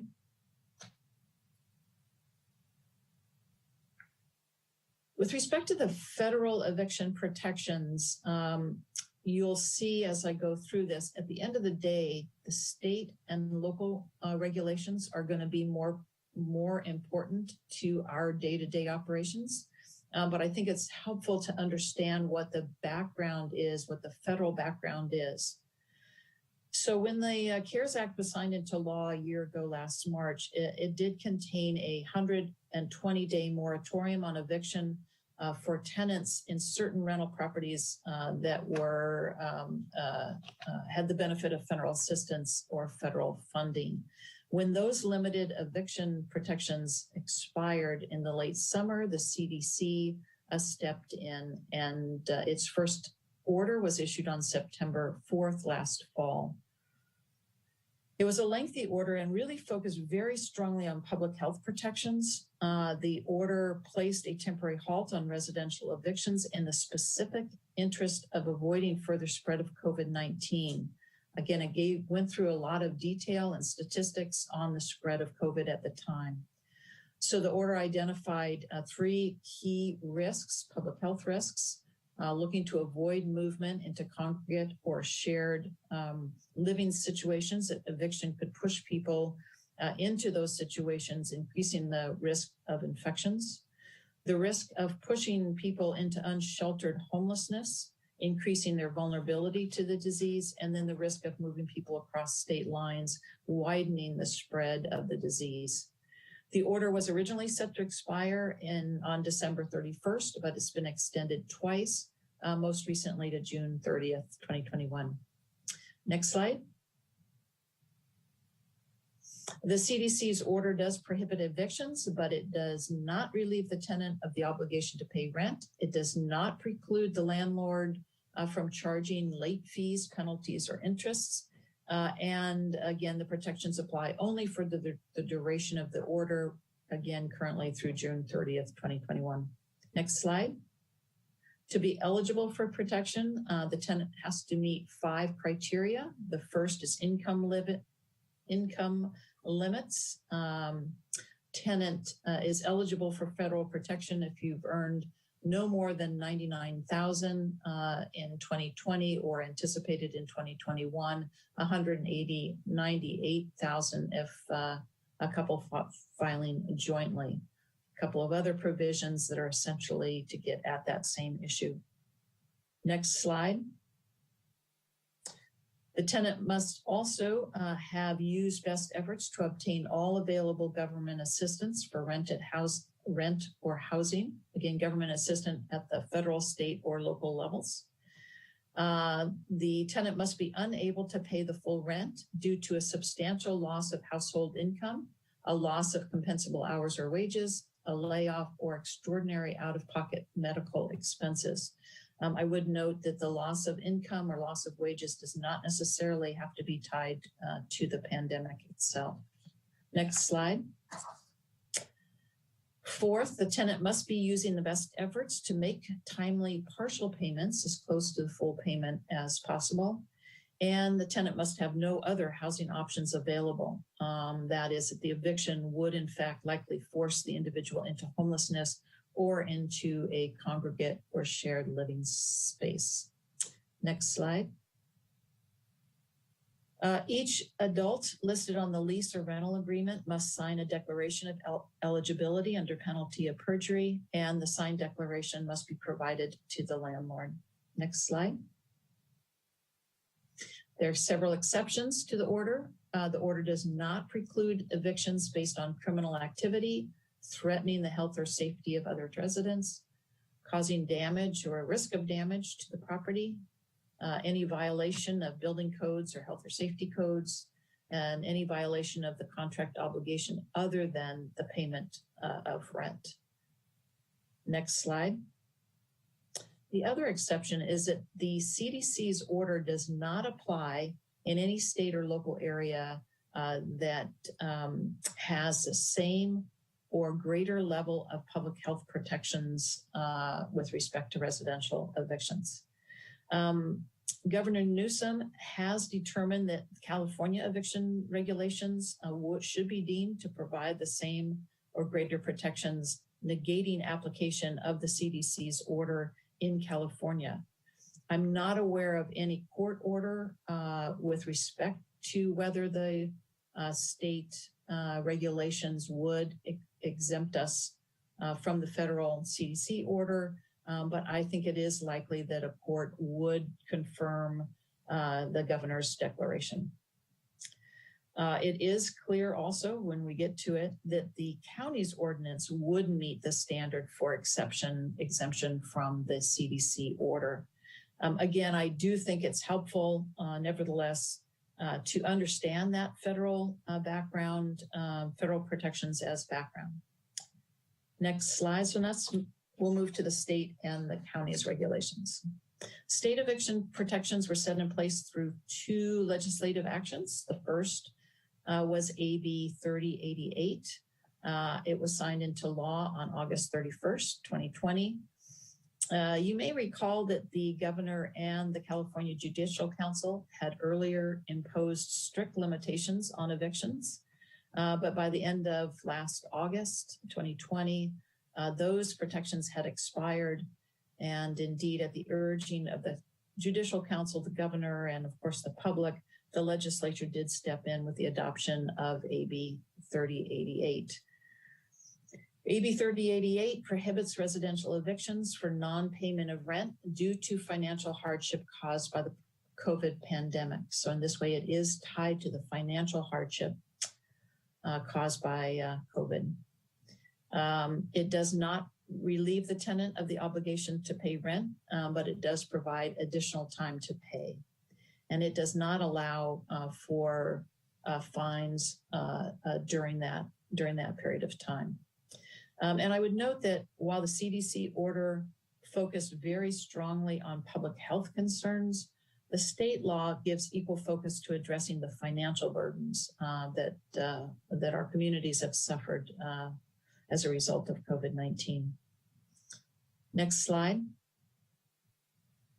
AB 3088 established 2 phases. Phase 1 is if unpaid rent accrued during the first 6 months of the pandemic, the unpaid rent is converted to consumer debt and can never be used as a basis for eviction. Second phase is if the unpaid rent accrued during the second 6 months of the pandemic, and now we're moving beyond that the unpaid rent is converted to consumer debt only if the tenant submits a declaration that the failure to pay rent was due to financial hardship due to COVID-19, and the tenant pays 25% of the rent due originally by January 1st, and that has now been extended through June, as we'll see below. Next slide. AB 3088 does authorize a landlord to seek recovery of unpaid rents, those consumer debt, through small claims court beginning March 1st, 2021. That has now been pushed back to beginning August 1st, 2021. It allows eviction for causes allowable under law other than non-payment of rent due to the impacts of COVID. So it does allow evictions for just cause and for no fault evictions as well. The protections against evictions were scheduled to expire as of February 1st, 2021, but again, they have been extended. So if we can go on to the next slide. SB 91 was signed into law at the end of January, and it extended the phase 2 protections, those protections that require the declaration and the payment of 25% rent through June 30th, 2021, and with the same requirements. Again, prohibits eviction for non-payment of rent due to financial hardship caused by the COVID pandemic, provided that the tenant submits the declaration that the failure to pay rent was due to COVID-related financial hardship, and the tenant pays 25% of the rent due by June 30th, 2021. Next slide. Small claims collection actions, as I mentioned, were postponed until August 1st, 2021. So all claims for past due rent under the state laws go to small claims court rather than to Superior Court. That expands the jurisdiction of the small claims court, and it is for a period of time for several years. SB 91 does continue, as I mentioned, to allow for evictions for causes other than non-payment of rent due to the impacts of COVID-19, including at fault just cause and no fault just cause. And it expressly allows for additional local eviction protections. Next slide. SB 91 also established the state rental assistance program. Megan's talked about that a little bit, and just want to point out aid to income qualified tenants most at risk. And then it also provides aid to landlords, property owners who agree to waive 20% of the unpaid rent will be eligible for reimbursement of 80% of the rent amounts owed between April 1st, 2020 and March 31st, 2021. Next slide. Moving to the county level. This is very similar initially to the state standards. County Board of Supervisors adopted the urgency ordinance on March 4th, 2020. So we're almost a year into it. And it prohibits residential evictions for failure to pay rent if that failure to pay rent was the result of a substantial loss of income or out-of-pocket medical expenses associated with COVID-19. The actual ordinance lists a whole series of criteria, but essentially those are the two categories: a substantial loss of income or out-of-pocket medical expenses. Like the state law, it does not relieve the tenant of obligation to pay rent, but instead allows additional time to make that payment. Next slide. The county ordinance, though, operates in a slightly different way. It creates an affirmative defense, which may be asserted in the tenant's answer to an unlawful detainer action. That's probably similar to how the state law would operate. And then it also creates a private right of action for any violation of the ordinance by a landlord. The tenant believes there has been a violation of the ordinance, may file a civil action for injunctive relief to prevent the eviction from moving forward, and or they can file the civil action for damages. Actual damages can be trebled, and the damages may also include claims for mental or emotional distress, although those damages will not be trebled. Next slide. The ordinance was adopted under the county's emergency powers, and it was expressly intended to apply within both the incorporated and unincorporated areas, so to apply throughout the county. It does not preclude additional or alternative action by cities, although the county really urged consistency. The only city that I'm aware of that did at that time take on alternative action was the city of Sonoma. We came to City Council back at the end of March last year to give you a report on that new ordinance, and the council's direction was to allow it to move forward to be in effect within the city of Santa Rosa, and the council took no alternative action under the ordinance. I have reached out to the county, but have not yet heard back. I just reached out to them very recently as to whether they have any data or information as to how that original county ordinance has played out. Of course, the state laws came in over the county ordinance after its adoption. And so really, I think the state laws have been the primary focus and really the primary operating regulations to date. Next slide. On February 9th, however, the Board of Supervisors adopted amendments to expand the protections of Ordinance 6301. And the board really emphasized the public health risks. In making these new amendments, really emphasized the public health risks caused by evictions during the COVID-19 pandemic. And I have the quote here: housing displacement and evictions during public health emergency would hinder individuals from complying with state and local directives to shelter in place, and would lead to increased spread of COVID-19, overburdening our healthcare system and potentially resulting in loss of lives. So again, a focus more on the public health side than the financial burdens of the pandemic. Next slide. So the new amendments very significantly expand eviction protections. The new amendments prohibit all evictions except in 3 categories. First, if an eviction is necessary due to violence, threats of violence, or when a tenant imposes an imminent threat to the health or safety of another. The ordinance does clarify that having COVID does not qualify for evictions. That would certainly undermine the whole purpose of the new amendments. Second, evictions are allowed when sought for the purpose of immediately removing the unit from the rental market in compliance with state law.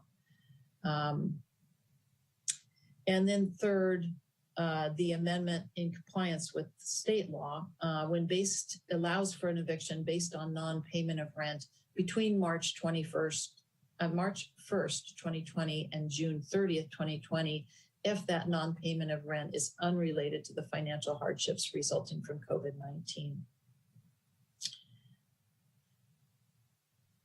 So these amendments move away from the tenant's inability to pay rent due to COVID-19 and into a broader moratorium on evictions during the pendency of the pandemic. Next slide. Other than the change in the scope of the protections themselves, all other provisions of the original ordinance remain the same. So it is expressly intended to apply in both incorporated and unincorporated areas, to apply throughout the county. It is self-executing. It is based on private actions between the landlord and tenants, so no further action is required by cities. But again, it does not preclude additional or alternative actions by city should the cities so desire. I'm not aware at this point of any other city taking action, but I will keep my ears out for that. I also would note that the remedies also remain the same. So again, it's an affirmative defense to an eviction filing. It also creates the private right of action against a landlord who attempts to initiate an unlawful eviction, against civil action for injunctive relief or damages. Treble damages may be awarded, and damages for mental or emotional distress may also be included. By its own terms, by the way it's written, the ordinance it was originally intended to remain in effect until 60 days after the public health emergency and local emergency orders were no longer in effect. But that has been superseded by state law with the adoption of SB 91. Under SB 91, the protections will extend to August 31st. The payback period for payment of unpaid rents would begin no later than August 1st, and the payments would have to be made by August 31st. That's the summary of the county ordinance. I did want to mention a couple of other protections. And I wanted the reason for us coming is to talk generally about what protections are available to tenants. So wanted to just mention a couple of others that I think may have come up when we talked back in late February. Price gouging, yes, price gouging does remain in effect in Sonoma County. That is under state law, under Penal Code 396. The district attorney has a very strong enforcement action for that. That precludes any rise in rent by more than 10% for the duration of the order. And this goes back to 2017.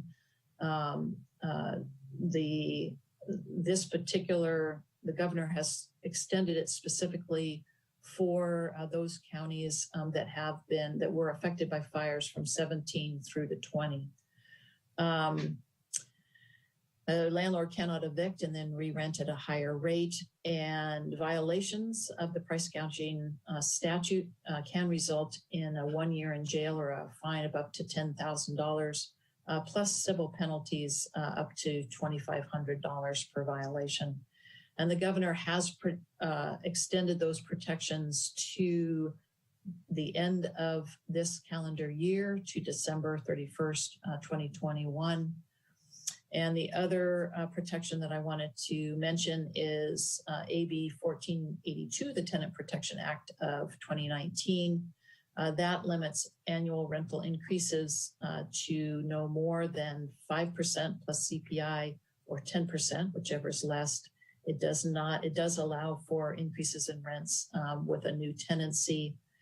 It includes a just cause provision and a no-fault termination provision, and covers most rentals, although there are a number of significant exceptions to the Tenant Protection Act, including properties that were built in the last 15 years, owner-occupied single-family residences, single-family residents or condominiums unless owned by a corporation or other entity, and short-term tenancies of less than 1 year are not subject to the Tenant Protection Act of 2019.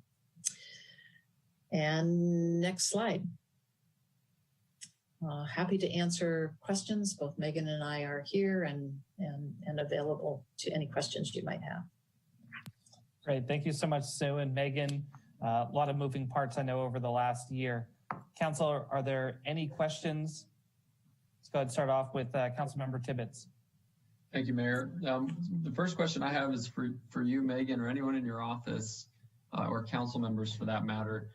You know, when the county was developing their plan with the $31 million going out to 10 different community-based organizations, were we involved in those conversations at all? The reason why I ask is what's striking to me about that number is, one, it's a significant number, $31 million, but two, it's insufficient comparing that to the research that reporter Guy Kovner did in his piece, where I believe he determined through doing his research that 36 million was said to be the cumulative need in Sonoma County. And I'm wondering if there's an opportunity for us to collaborate with the county to try to make sure that all that need is covered.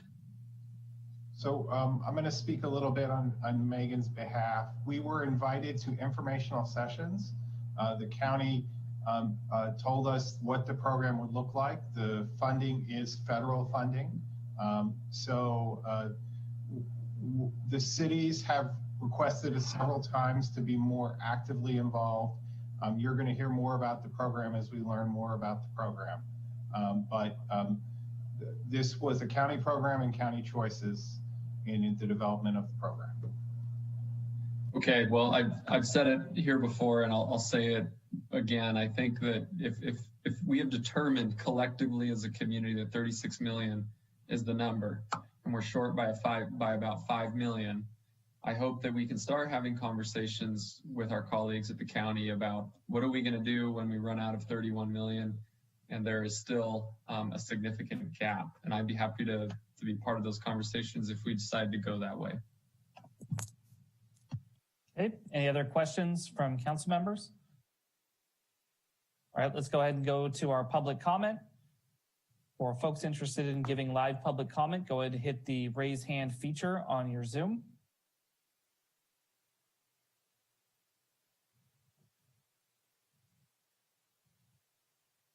So first we have Ananda.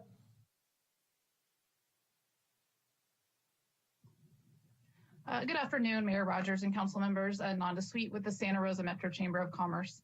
First, I want to thank you for your work to tackle our housing crisis and efforts to take a data-driven approach to both our rebuild and the work to increase our housing stock. I can't state strongly enough that housing affordability is a priority that we share, and there's absolutely a need for a safety net to keep people who are unable to work because of COVID-19 from being evicted.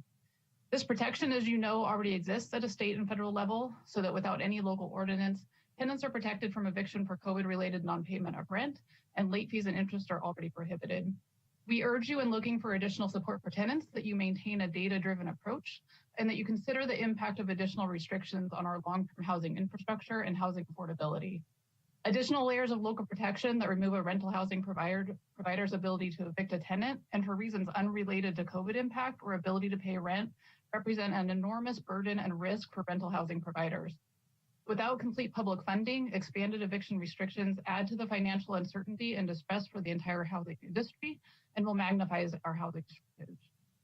The most immediate damage is further harm to struggling rental housing providers who are already doing all they can to help tenants while desperately trying to continue to cover mortgage payments, property taxes, insurance premiums, maintenance, and repairs.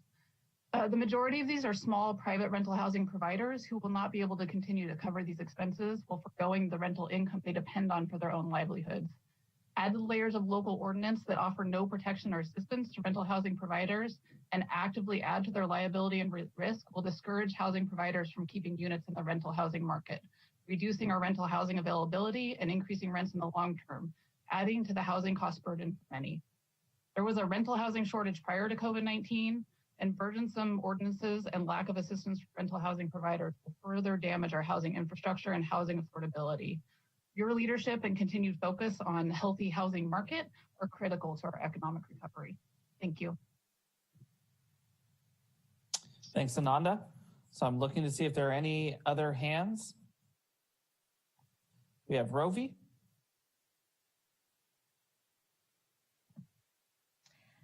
Good afternoon, Mayor and City Council Rovi Lynn Antonio with the California Apartment Association. Thank you so much for the opportunity to provide some feedback and appreciate staff going over the current eviction protections that's already afforded from the federal to the local level. The one thing that I'd like to emphasize about the current state laws and all the eviction protection that was outlined is that it allows contracts to be upheld. As you know, these contracts, commonly referred to as lease agreements, are put in place to enforce and allow peace, quiet, and enjoyment of the building and the neighbors. Simply put, they are there to maintain health and safety. The number one concern that CAA had with the county's enhanced eviction ordinance is that it would nullify lease agreements and render contracts useless. They become unenforceable. This thus is creating health and safety hazards.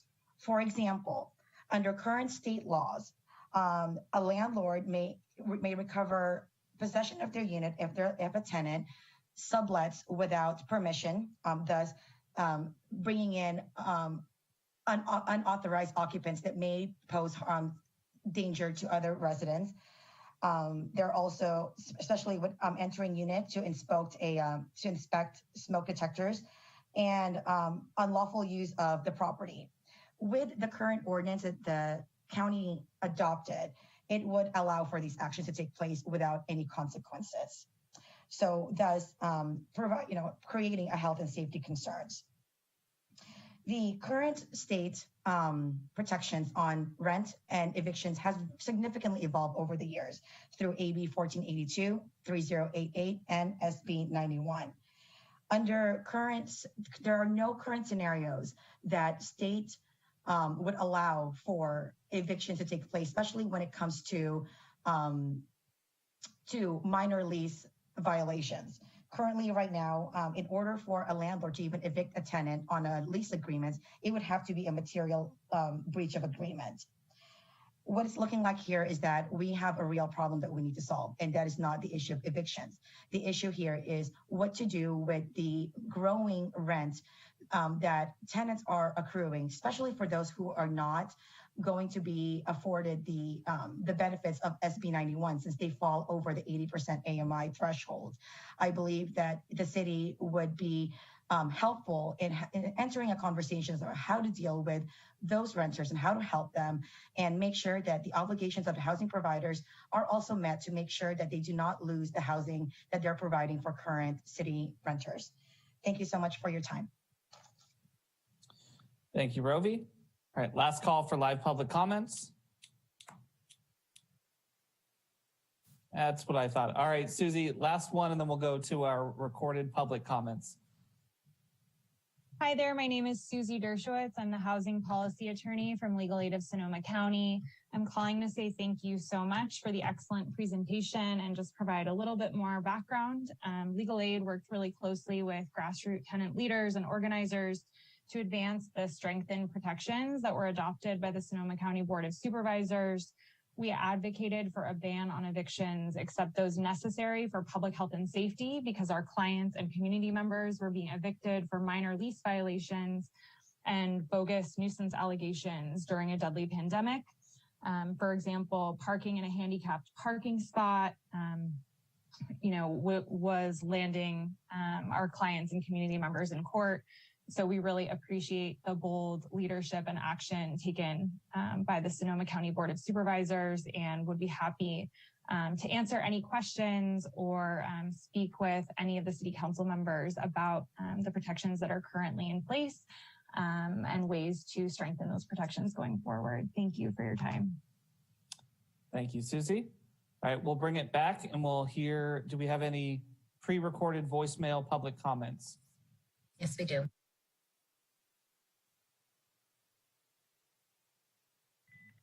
My name is Ross Liscombe. I'm a local real estate broker. I have one retired client that is a tenant that works for the San Rosa School District as a teacher, who claimed COVID impacted April the 1st of last year. According to the school district, there were no layoffs of school personnel. Tenant's lease was up February the 1st, but failed to vacate. Owner has been unable to continue to carry this property from the over $22,000 in past rents not received, and now approaching $5,000 in attorney fees so far, has chosen to get out of the rental business and sell this home. The tenants are continuing to go through court using legal aid that continues to file motions to prolong the property being delivered back to the owners. A walkthrough was done last month, and there is substantial damage that's been caused to this home, which will only add to the cost of the owner preparing this home to sell. This is wrong. What happened to acknowledging both tenants and landlords are victims of this pandemic? Government only has assisted tenants. The landlords have totally been ignored. Shame on not addressing all parties as victims. Please align your decision with state law. Thank you. My name is Carol Lexa. I am a local realtor and would like to speak to the housing issue being addressed today. The devastating impacts of our supply crisis, coupled with the unprecedented losses due to wildfires and the pandemic, are very real.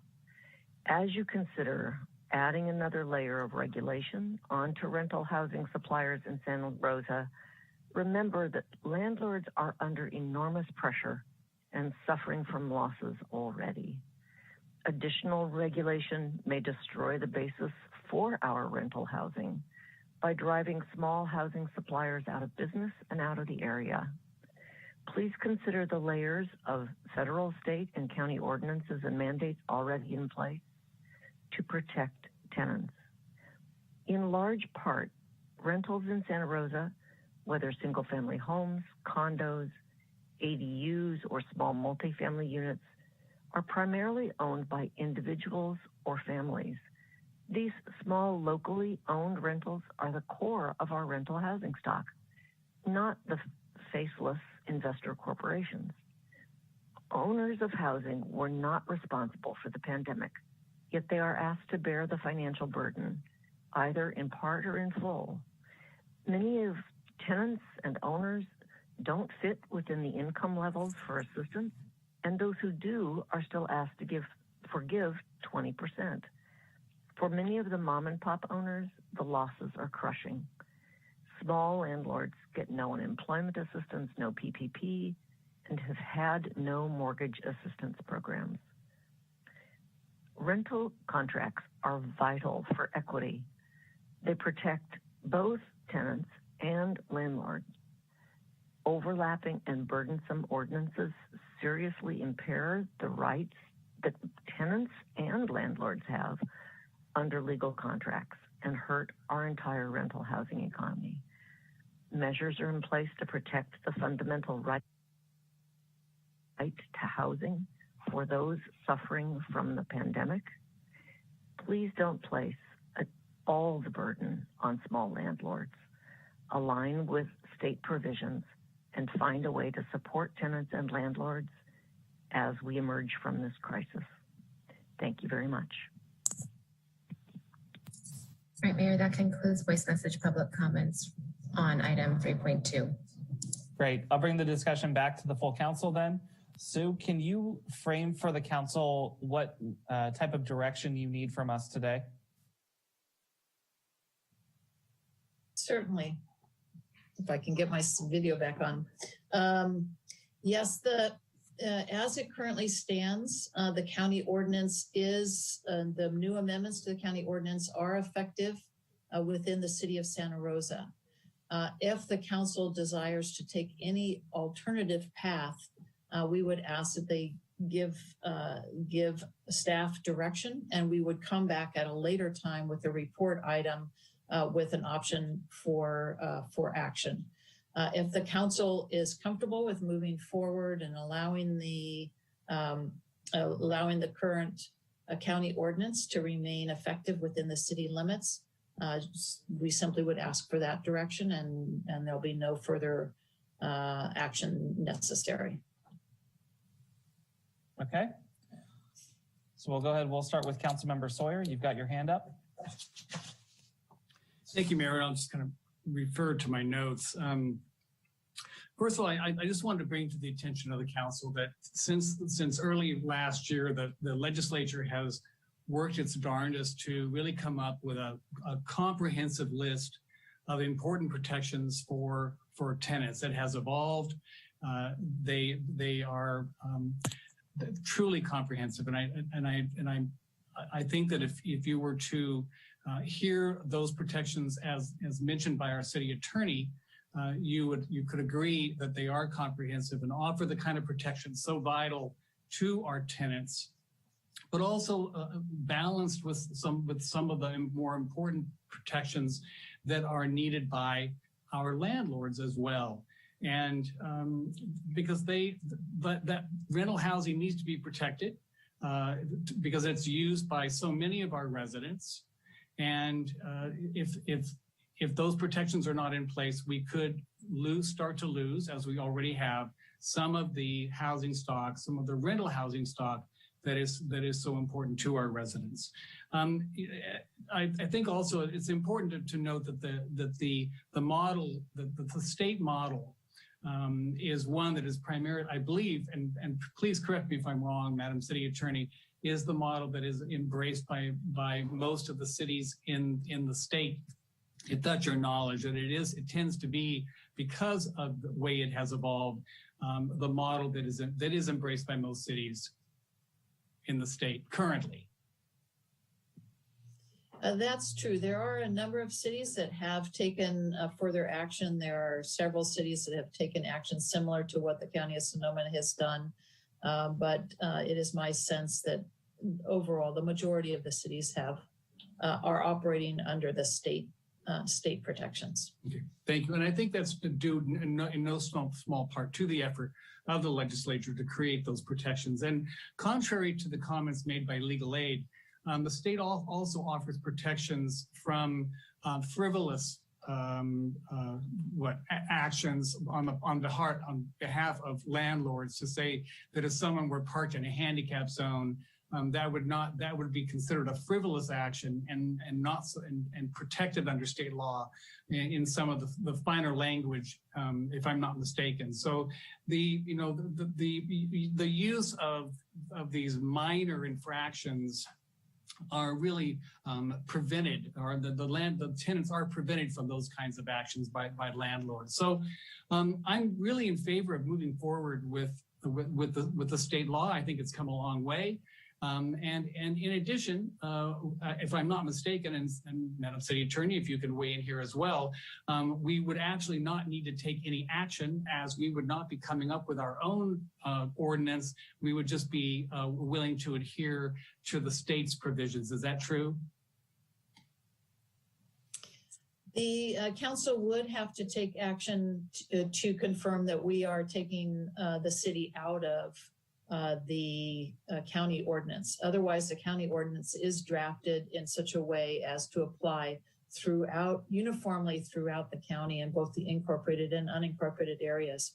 So the council would need to take action to remove the city of Santa Rosa from the operation of those provisions. Okay, thank you. And that's really that is my hope, and that's the hope that I have, that the council sees clear to embracing the state protections and not moving forward with an ordinance of our own, or embracing the ordinance of the county as well. Thank you. Thank you, Councilmember. Councilmember Alvarez. Thank you, Mayor. For myself, I'm wondering more of what could a tenant possibly do to a home and still avoid being evicted? Could they fight dogs in the backyard, cook crack in the kitchen, and grow weed in the garage? And would that still absolve them of eviction? Or because we just heard the example of parking in the handicap, but we understand that that's not due cost. Also, when it comes to the affirmative defense, to place the tenant or the landlord at the risk of being sued for an infraction that might be a way of defending themselves against a lawsuit, I see that almost as a possibility of abuse of the landlord, of the tenant in this case. So I too do echo Council Member Sawyer's hopes that we do move towards the state opposed to the county. And I would love to hear the examples of what a tenant could actually get away with. Okay. Sue, I think that was a question directed at you. If you can try to answer that. Sure. Under the current county ordinance, unless there is violence or a threat of violence or an imminent threat to the health or safety of another,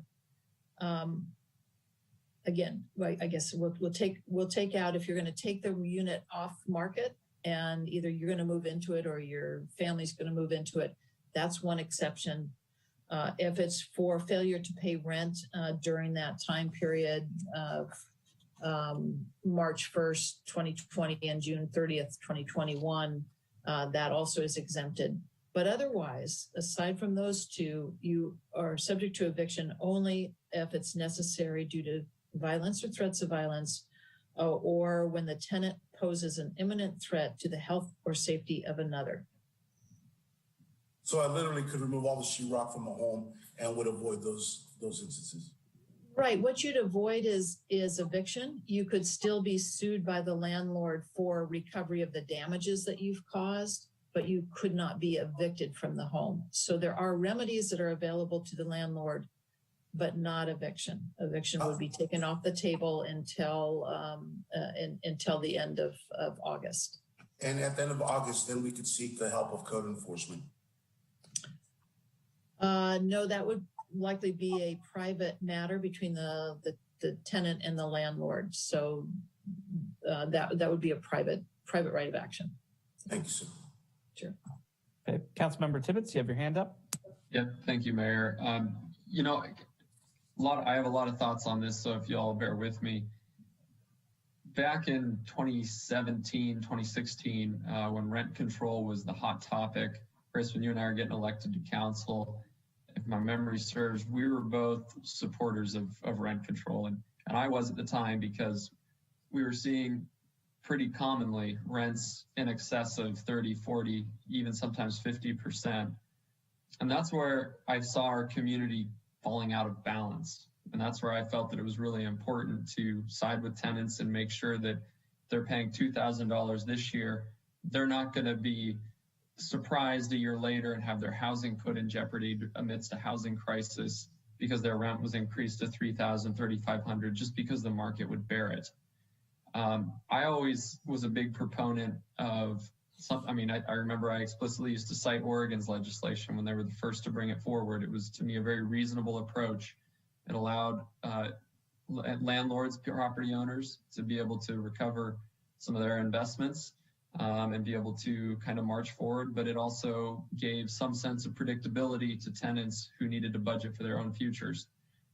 What I'm seeing today feels like the pendulum swinging in the opposite direction, where it's not swinging, but I guess that's my fear, is that if we keep loading up all of these government ordinances, and right now with the price gouging ordinance being 2.5% a year based on 10% over the last 4 years, beginning in 2017, that we're going to start seeing people leave the rental market space, and those units will get replaced by owner-occupied units, which does no favors to the efforts of this council to create rental housing and certainly affordable housing.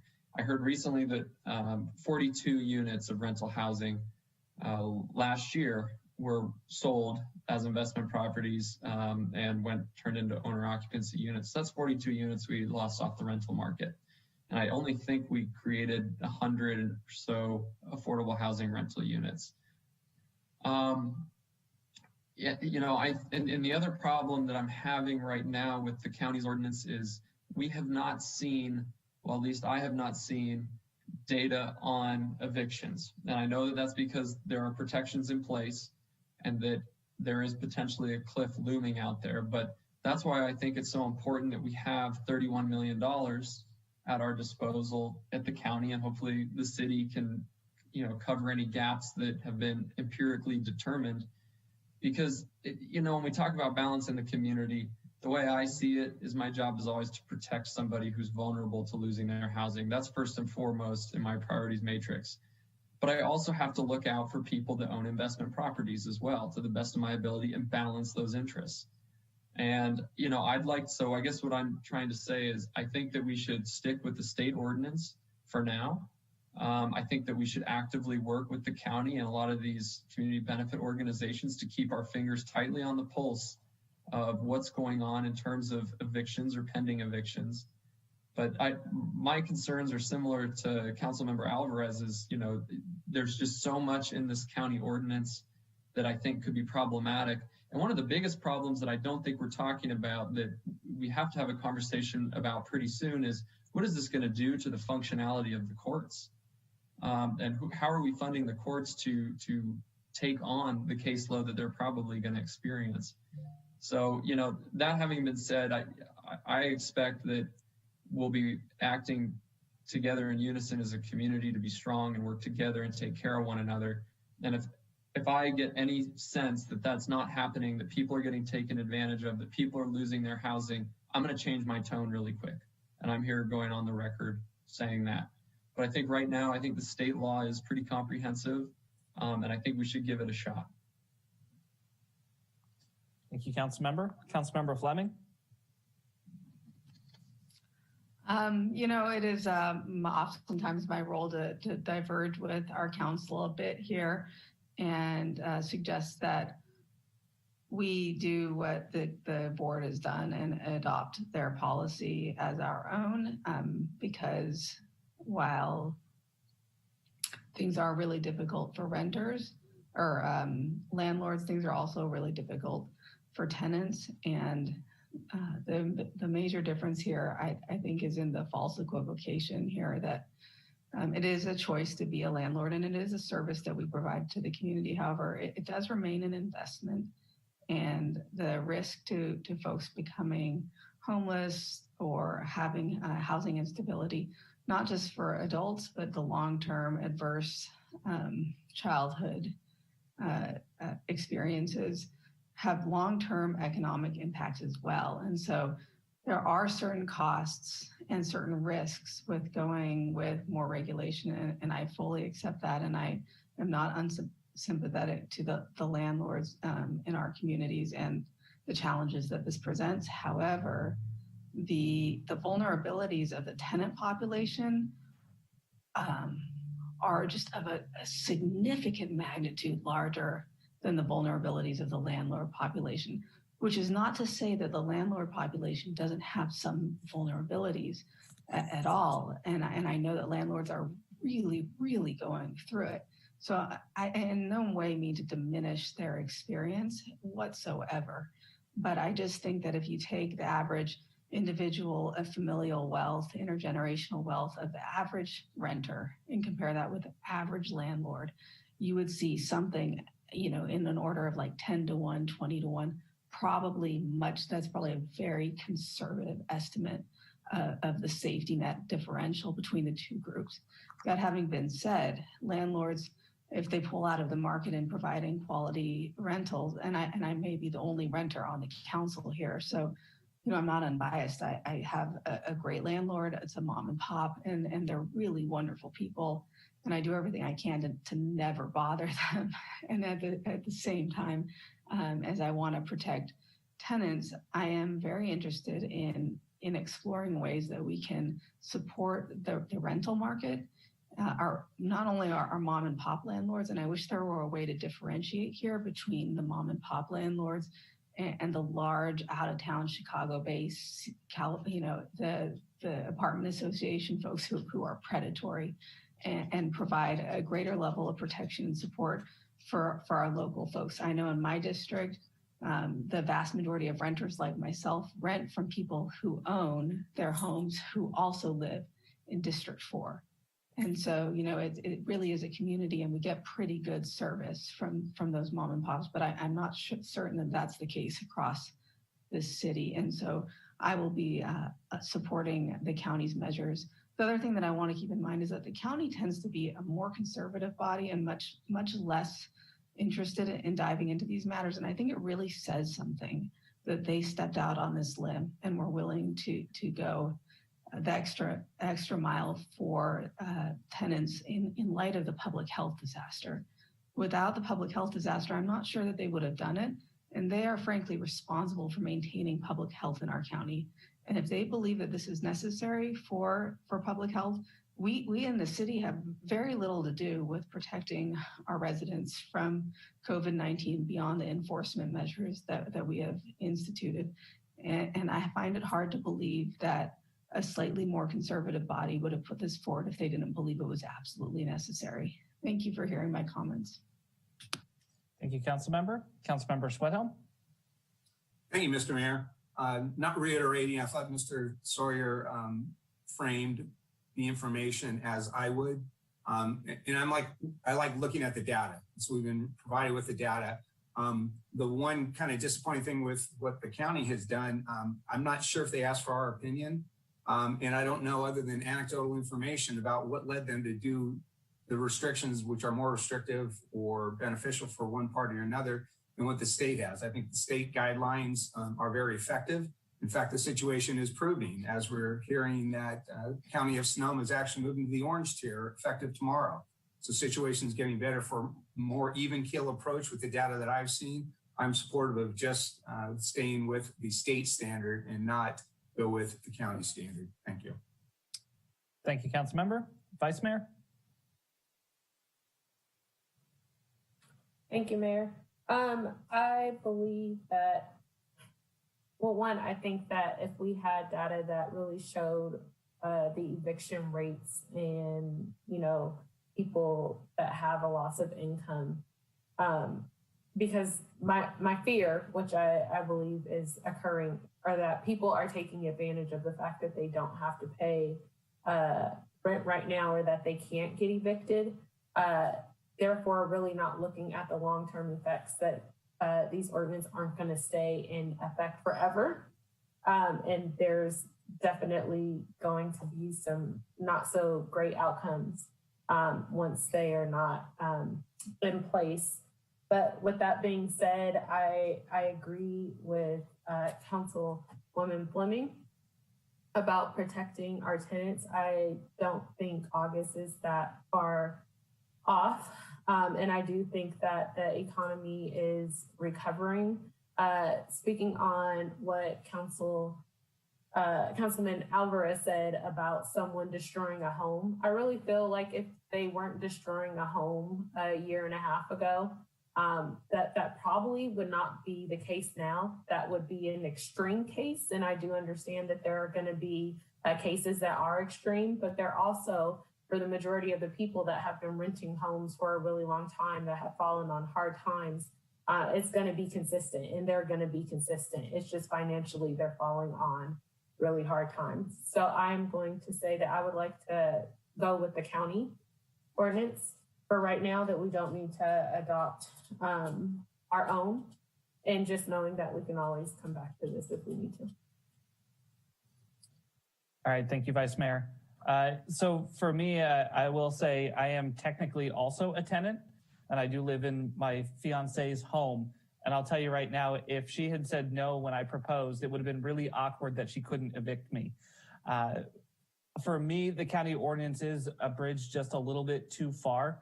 The idea that somebody could breach their lease repeatedly without a remedy for the landlord, to me, really smacks at one of the issues that we have when we make public policy, which is that if everybody just wasn't a jerk, then we wouldn't have to make most of these rules. And unfortunately, we have heard stories and seen data from folks who have taken advantage of the system, who have now put other folks who have their entire investments, many people's retirements, at risk because the rules that are in place are making it too difficult to get rid of the folks who are taking advantage of the system. I think that the state has done a pretty good job of trying to navigate those waters to put in place reasonable protections so that we can make sure that our vulnerable community stays in their homes. But unfortunately for me, with how broad the county's ordinance is, and to Councilmember Alvarez's point, removing all the sheetrock, I think the other thing that you used was cooking crack in the kitchen. Things of that nature, I know it is just a little bit too difficult as we have these conversations. So I am in favor of us going with the state's law as well. I've heard direction from 5 council members to do that. So Sue, I suppose at a future council agenda, you'll bring to us what we need to opt out of the county's ordinance and to go with the state's existing law. Yes, we'll do that, and we'll get it scheduled onto the upcoming meetings calendar, which is already pretty full, but we will do our best to get it back in a timely manner. All right, I appreciate that. Thank you so much. And with that, we're going to take a 5-minute break before we come back for our regularly scheduled council meeting.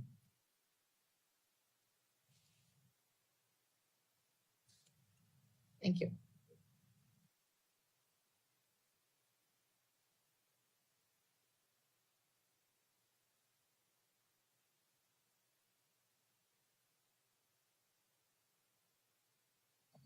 Just hanging out, huh, Victoria?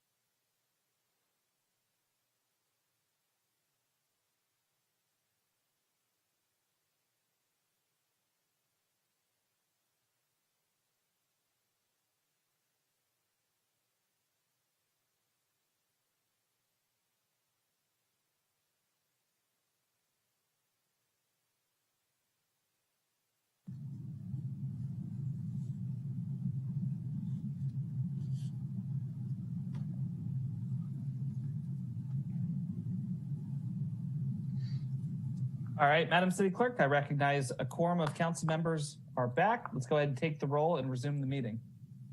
Okay. Councilmember Tibbetts? Here. Councilmember Schwedhelm? Here. Councilmember Sawyer? Here. Councilmember Fleming?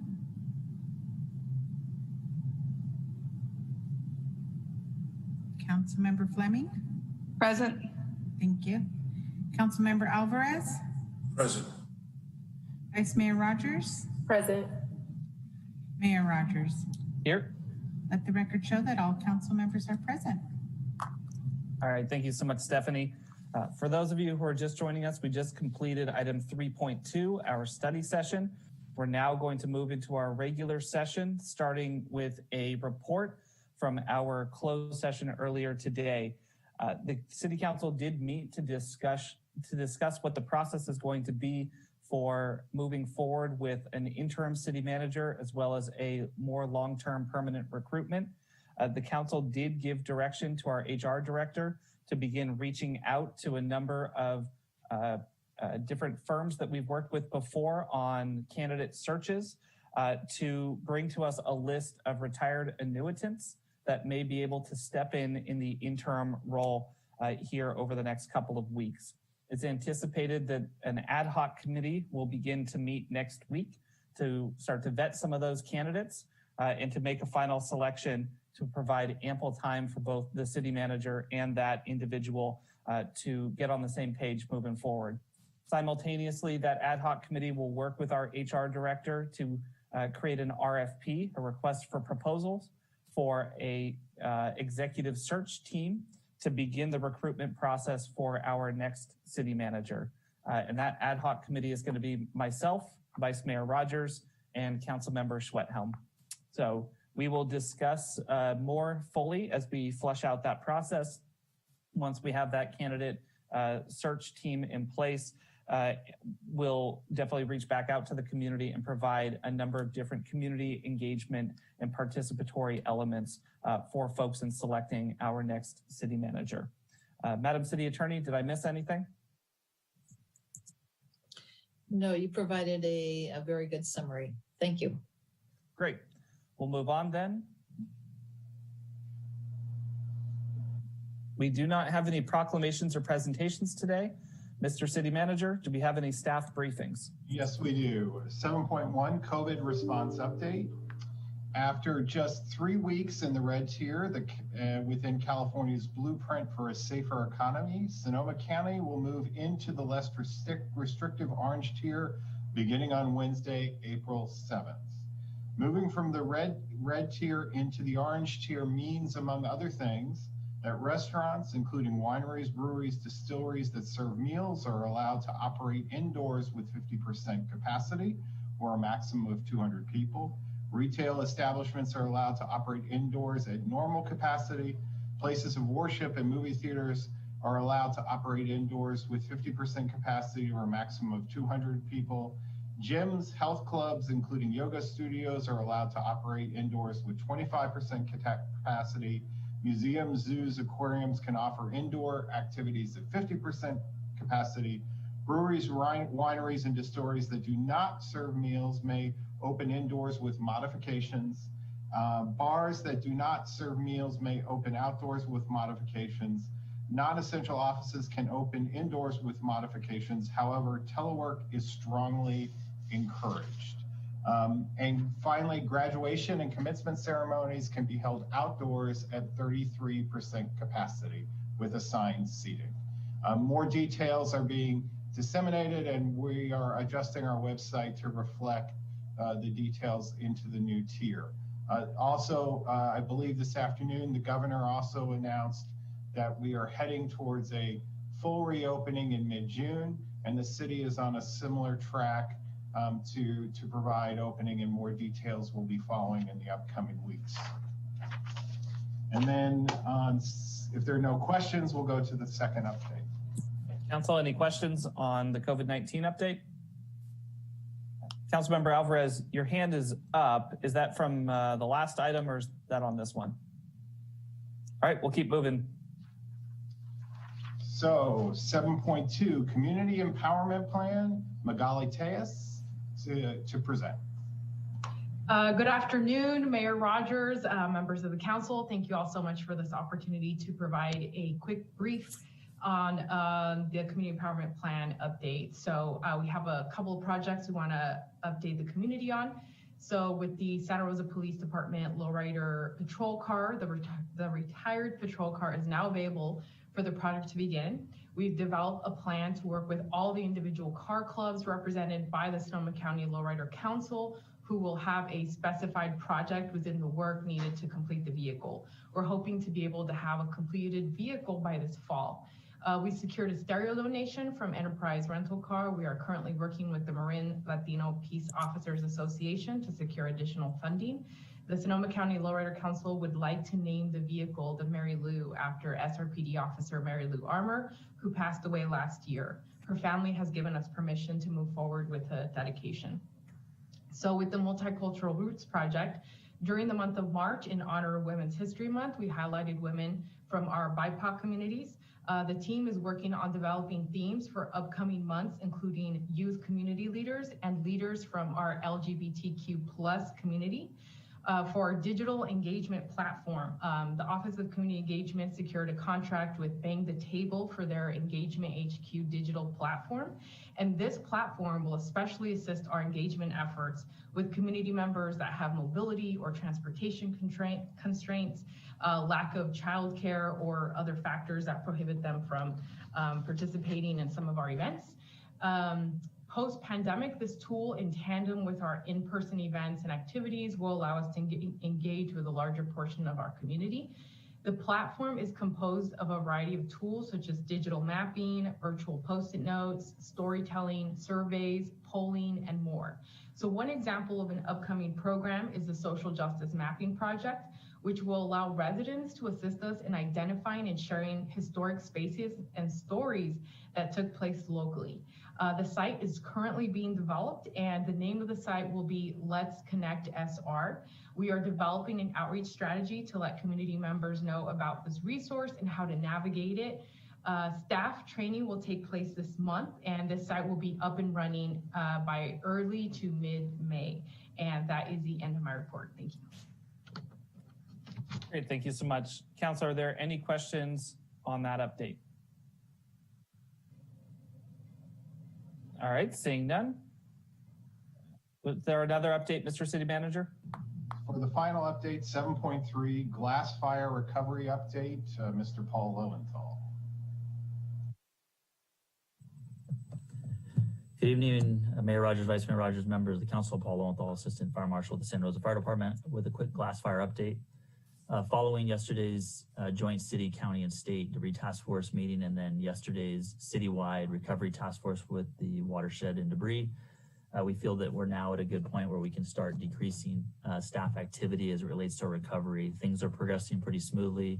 A number of the repairs to city infrastructure projects have been completed. The debris removal is progressing nicely, and rebuild is underway. It's unfortunate we've gone through this now a couple times, but the city staff that are on these teams have really done a great job of helping move our community through the recovery process quickly. So a number of staff will be pulling back. There will still be our core group that will continue to meet with the state regularly on both their inland branch meetings, the joint city, county, state meeting, and then we will continue to hold our weekly small check-in meetings to provide the updates to the city manager and assistant city managers as necessary, and to council on a more less frequent basis. So again, things are progressing nicely, and hopefully, knock on wood, we'll not have to activate our full teams for quite some time into the future. Great, thank you so much, Paul. Any questions for Paul? All right, I'm not seeing any, so let's go ahead and go to public comment for item 7, our staff briefings. If you're interested in commenting, go ahead and hit the raise hand feature.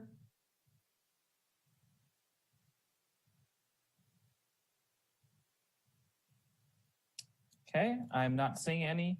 Madam City Clerk, were there any pre-recorded voicemails? Coming up. Staff briefings number 7. Dwayne from Rosa. Mixing 03, the COVID response with the community empowerment plan would be an excellent situation in which you folks, the elected officials, could actually get some community empowerment by working with the COVID problems that have been arising. The dilemma in the Southwest, District 1 at least, maybe District 7, has been that a lot of people don't get the news to use as quickly as folks might think. And the bureaucracy, which is connected to the internet, and many people are, these elderly people of different language groups out in that Southwest and maybe the Western areas, District 7, who aren't getting the updates, aren't being as aware of what's occurring. Money that comes from the last recovery could actually help to make that happen. And the Tubbs fire money, spending 4 times the amount of the fire station that was burned for some boondoggle Cadillac kind of cruise situation is the wrong way to do this. Save $14 to $15 million and then apply it to community empowerment and working to overcome the COVID-19 pandemic locally, get our local businesses growing, make positive things happen. Now's the time when this gets covered, and it will only happen now if you, the elected officials, push forward and say, this is what we want to see happen for our community and our residents, our voters, the people that this community is supposed to be about, not the bureaucracy. Thank you kindly for your time. Mayor, that concludes public comment on item 7. Great, thank you so much. We'll go on to item number 8, the city manager and city attorney's reports. Sue, do you want to start today? Sure, I do not have anything to report this afternoon.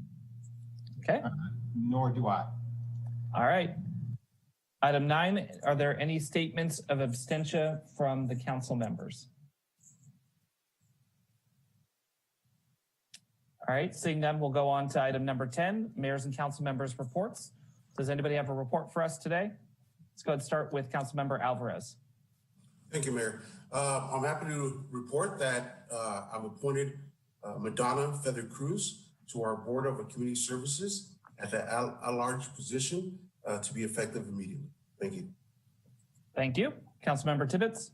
Yep, in that same vein, I'd like to reappoint Doug McKenzie to the Bicycle Pedestrian Advisory Board and Ellen Bailey to the Measure O Advisory Committee. Thank you. All right, thank you. Councilmember Sweathelm. Thank you, Mayor Rogers. Yesterday we had our Water Advisory Committee meeting, and unfortunately didn't have a lot of positive information, but I do want to share it with council. First, the fiscal year 2021-2022 Sonoma Water Transmission System budget. The WAC unanimously recommended approval of that fiscal year budget and rate. Collaboration between the TAC members and Sonoma Water staff resulted in a wholesale rate increase of 3.47%, significantly less than what was originally proposed.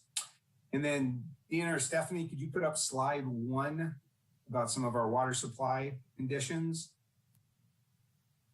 Thank you. Sonoma Water staff provided a water supply update and discussed their response to a second year of significantly below normal rainfall. So this slide shows what the rainfall to date, again, 40%. If we've been averaging, let's just 30 in Santa Rosa, 36 inches, we're down at 12.77 inches.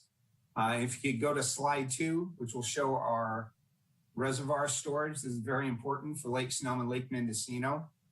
The situation is especially concerning in the upper Russian River, where reduced reservoir releases from Lake Mendocino have been in place since February. It is likely that Sonoma Water will expand their request to the State Water Resources Control Board to include a reduction in flows in the lower Russian River, preserving supply in Lake Sonoma, where we derive our water supply.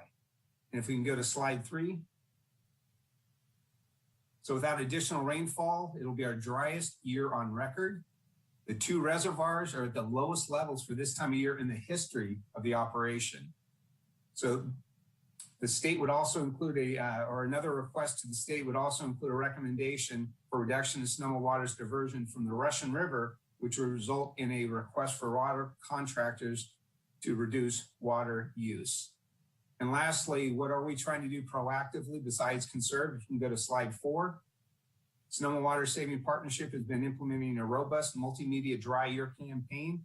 This is some of the examples of the various ads. So I would hope that all of us would join in whatever we can do to conserve our water and let our constituents know this is a very significant challenge for all of Sonoma County. And there are so many people working to get us through this very challenging situation. And let's hope for rain in our future. Thank you.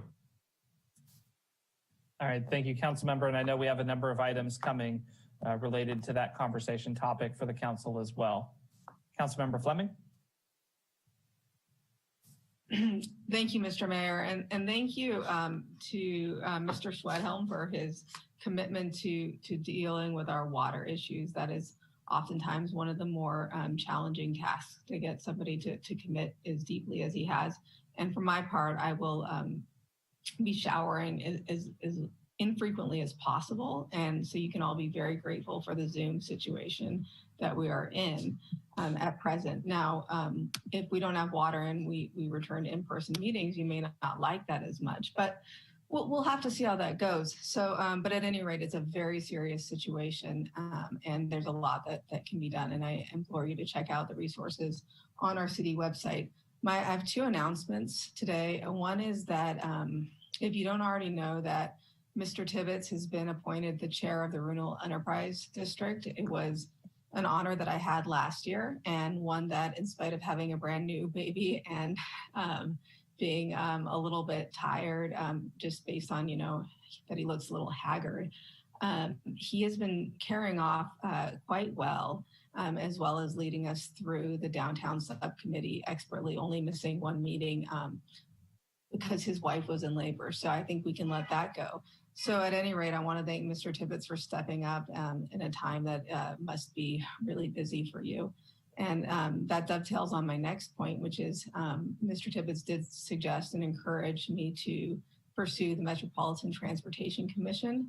And I am very pleased to announce that this morning, the Board of Supervisors of the Sonoma County unanimously appointed me to be the newest commissioner. And so henceforth, you must call me Commissioner Fleming. Also, I probably should get back to doing some stand-up because clearly I'm really enjoying this. But at any rate, I cannot wait to see you all in person and save water. Buckle up. Well, thank you, Councilmember Fleming, and congratulations on the appointment. I hope that the public understands how big of a job that is and how important it is. I think we're very proud to have you and the rest of our Santa Rosa team helping to lead the charge on that front. Thank you. And with that, we'll open up for public comment for City Council member updates.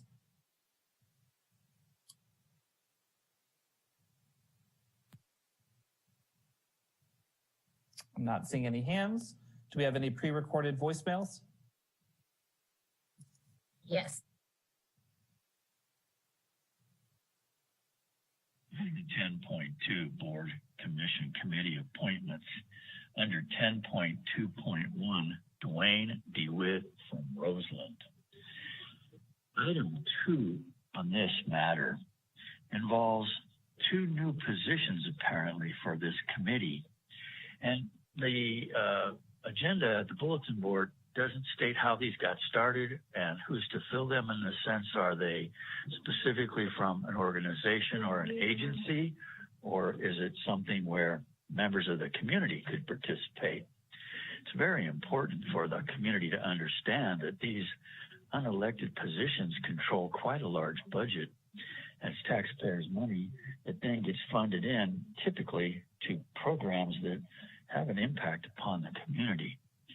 If you folks would share with the community if these positions could be opened to the community and community members would know to apply for these positions, the disadvantaged, overburdened, underserved communities in the city such as Roseland and South Park could get some representatives perhaps on Measure O. As it stands now, there's not many people actually living in Roseland or South Park on any city boards or commissions or committees. Let's start the process here. And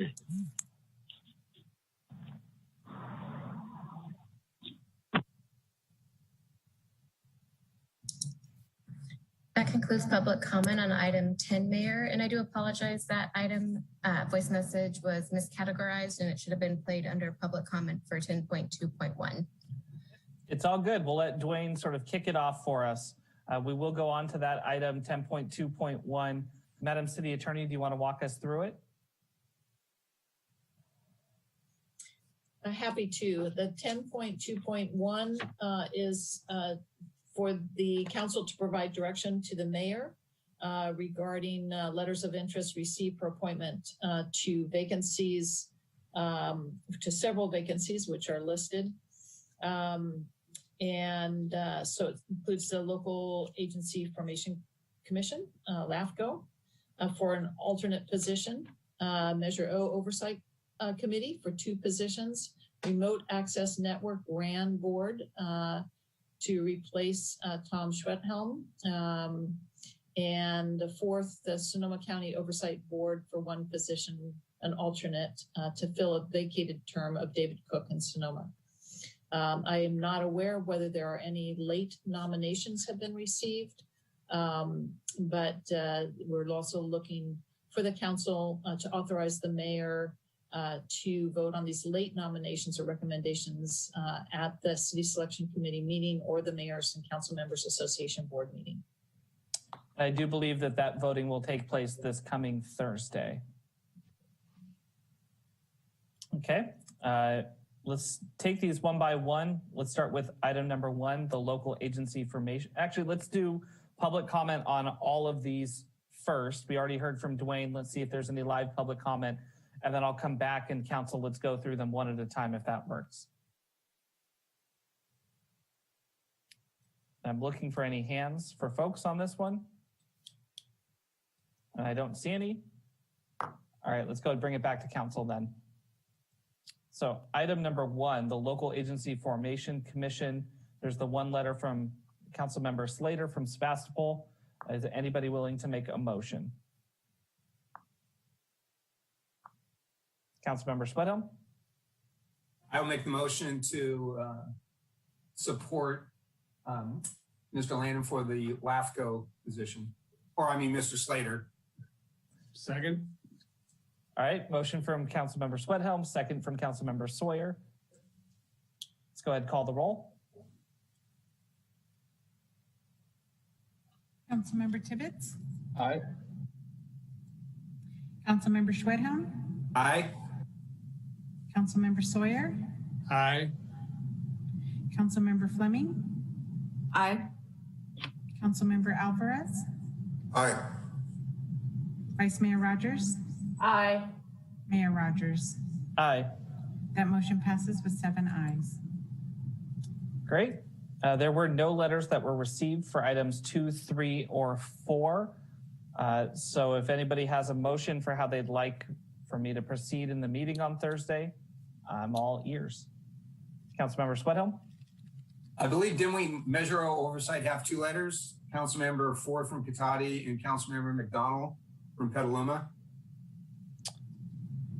I do not have those on my agenda, but happy to entertain a motion. I would make that motion. Second. Okay, motion from Councilmember Schwedhelm, second from Councilmember Tibbetts. Let's go ahead and call the roll. Councilmember Tibbetts? Aye. Councilmember Schwedhelm? Aye. Councilmember Sawyer? Aye. Councilmember Fleming? Aye. Councilmember Alvarez? Aye. Vice Mayor Rogers? Aye. Mayor Rogers? Aye. That motion passes with 7 ayes. Okay, and now item number 3, the RAND board. Is there a motion? I'll move to have the mayor take the position. It looks, evidently it must be filled by a mayor. So you, according to what I see, you don't have a choice, Mr. Rogers. It could be a different mayor from a different city, council member. Oh. Yep, there's 8 other mayors who could do this. We could nominate one of them if Bob doesn't want to do it. I misread my agenda.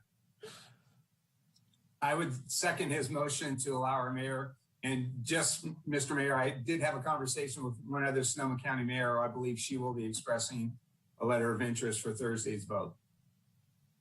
Okay, so and what I want to make sure I have the correct direction. I think what I heard from Councilmember Sawyer was authorizing me to support another mayor for that position, depending on interest.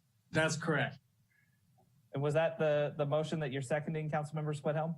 Absolutely. Perfect. Let's call the roll.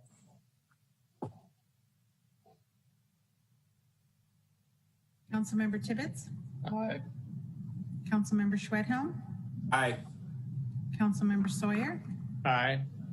Councilmember Fleming? Aye. Councilmember Alvarez? Aye. Vice Mayor Rogers? Aye. Mayor Rogers? Aye. That motion passes with 7 ayes. All right, and then the last one on this section, item number 4.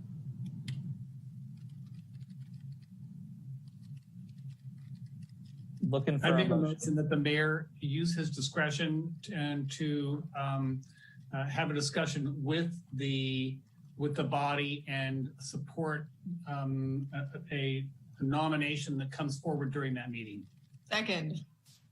All right, motion from John, second by Victoria. Let's call the roll. Councilmember Tibbetts? Aye. Councilmember Schwedhelm? Aye. Councilmember Sawyer? Aye. Councilmember Fleming? Aye. Councilmember Alvarez? Aye. Vice Mayor Rogers? Aye. Mayor Rogers? Aye. That motion passes with 7 ayes. Okay, and then for item 10.2.2, our North Bay Division League of Cities position, Councilmember Sawyer, you are currently the alternate. Are you interested in being supported to become the primary? It came to my attention late that seat was open, and I would be interested in moving forward with the primary. Although a letter has not been received by the clerk. Well, as yet. We'll see if we get a motion here, and perhaps you can get a letter in before Thursday's meeting if that's your interest. Thank you. Councilmember Tibbetts? I nominate Councilmember Sawyer. Hard second. All right, we have a quick motion and a second. Let's go ahead and call the roll on that. Councilmember Tibbetts? Aye. Councilmember Schwedhelm? I'll say aye, and I hope you write your letter, John. Councilmember Sawyer? Aye. Councilmember Fleming? Aye, what Tom said. Councilmember Alvarez? Aye. Vice Mayor Rogers? Aye. Mayor Rogers? Aye. That motion passes with 7 ayes. Thank you all. All right, thank you everybody for the direction for Thursday. Remember that we do have that mayors and council members meeting Thursday night. For those of you who are interested, I always forget about them until my calendar reminds me 15 minutes before. So today we're getting a heads up on it. Let's go on to our approval of the minutes. We have 2 items here, March 16th, as well as January 12th.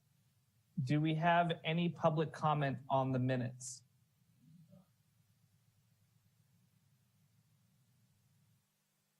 All right, I'm seeing no hands raised. Do we have any pre-recorded voicemail public comments? We received no voice message public comments on the minutes. All right, and council, does anybody have any amendments to those minutes? Okay, seeing none, we'll show those adopted as written and go on to item 12, the consent calendar. Item 12.1, motion, contract award, Lower Colgan Creek Restoration Phase 2. Item 12.2, resolution, First Amendment to General Services Agreement F001991 with Green Tower Incorporated DBA Clone Digital Print and Copy. Item 12.3, resolution for the Council of the City of Santa Rosa in support of and in solidarity with the Asian American Pacific Islander communities and denouncing anti-Asian racism and violence. Now, Madam City Attorney, I do believe for item 12.3, because we are adding it to the agenda after the preliminary agenda was set, but during our council meeting last week, we have to take our two-step process to both vote to add it to the agenda and then potentially to pass it after the fact, correct? That is exactly correct. Okay, you'll need to make a finding of good cause to hear it, given that it was not on the preliminary agenda. And is there a motion from the council finding that good cause and adding item 12.3 for consideration today? Yeah. So moved. I heard a motion from Councilmember Fleming with a second from Councilmember Sawyer. All right, let's go ahead, call the roll on that, on the motion itself.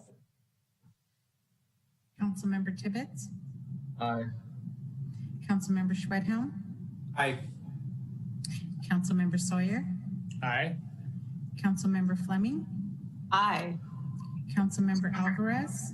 Aye. Vice Mayor Rogers. Aye. Mayor Rogers. Aye. That motion passes with 7 ayes. Okay. Council, are there any questions for items 12.1 through 12.3 for staff? Seeing none, we'll go to public comment on the consent calendar. Through the mayor, will we have an opportunity to make comment after the public does on these items? Yes. Thank you. I'm seeing no raised hands from folks. Do we have any pre-recorded public comment? Yes, we do, coming up.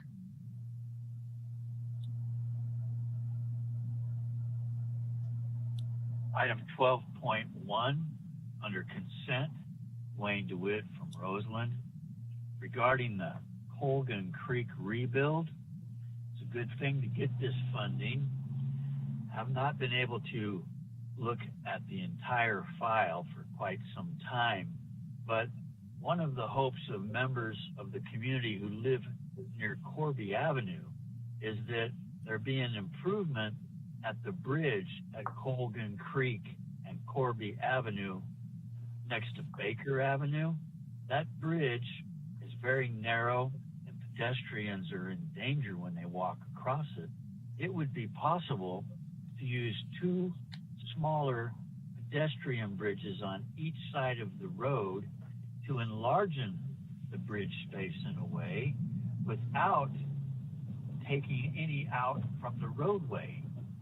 The pedestrian walkways can be put over the creek on each side, east and west, with it being an addition to the already existing bridge without having to be structurally connected to it. It could be separate. This has been done on West Avenue over in Roseland, across Roseland Creek. The process works. It would be quite helpful to the community if this funding for that restoration could seek to get those 2 small pedestrian bridges across Colgan Creek on the lower reach there. Thank you for your time. And that concludes public comment received via voicemail for item 12. All right, thank you so much. Madam Vice Mayor, let's put a motion on the table and get a second, and then we'll take comments from council members. I move items 12.1 through 12.3 and waive further reading of the text. Second. All right, motion by the Vice Mayor, second by Councilmember Tibbetts. Councilmember Fleming, did you want to start with some comments? Yes, I wanted to start with our item regarding violence and discrimination against our Asian American Pacific Islander communities and state in the most clearest terms how seriously I and the council condemn these actions. People of all backgrounds make our community special and what it is. And I really have no tolerance or space for violence or fear of this nature. I'm heartbroken, and it makes me feel disappointed and frankly angry that this is what happened. So I know that we're all under a lot of stress and tension, but before we project that outward, I think we need to look inward and evaluate what we're all going through before we project that onto other people who may be easier targets because they don't look like us or remind us of our mom or our dad or our child. And so I implore our community to stand up and recognize that Asian Americans largely built so much infrastructure in the Bay Area, and without the ongoing commitment of these Americans, we would not have the thriving and vibrant community that we so enjoy to this day. All right, thank you, Council Member. Is there any other comments from Council? All right, let's go ahead and call the roll. Councilmember Tibbetts. Aye. Councilmember Schwedhelm. Aye. Councilmember Sawyer. Aye. Councilmember Fleming. Aye. Councilmember Alvarez. Aye. Vice Mayor Rogers. Aye. Mayor Rogers. Aye. That motion passes with 7 ayes. Great, thank you so much. We're now at item 13, which is public comment for non-agenda items. We're not actually able to take this item until 5 o'clock. And considering that it is the last item on our agenda for tonight, we're gonna go ahead and take a recess and come back at 5 o'clock sharp. See you all in a few minutes.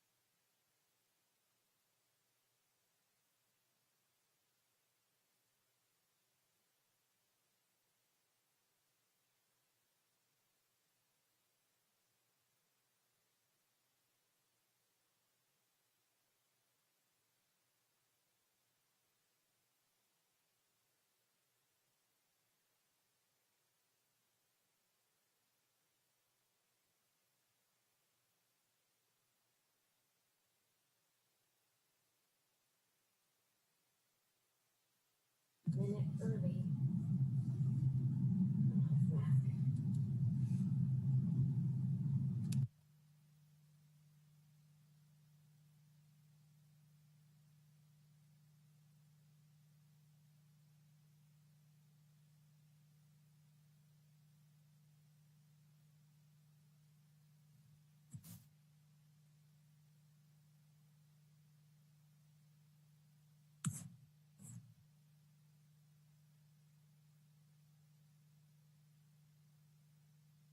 All right, Madam City Clerk, it's 5 o'clock and I recognize a quorum. Let's go ahead and call the roll so we can resume our meeting.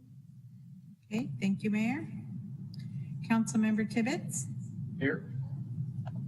Councilmember Schwedhelm? Here. Councilmember Sawyer? Here. Councilmember Fleming? Councilmember Alvarez? Present. Vice Mayor Rogers?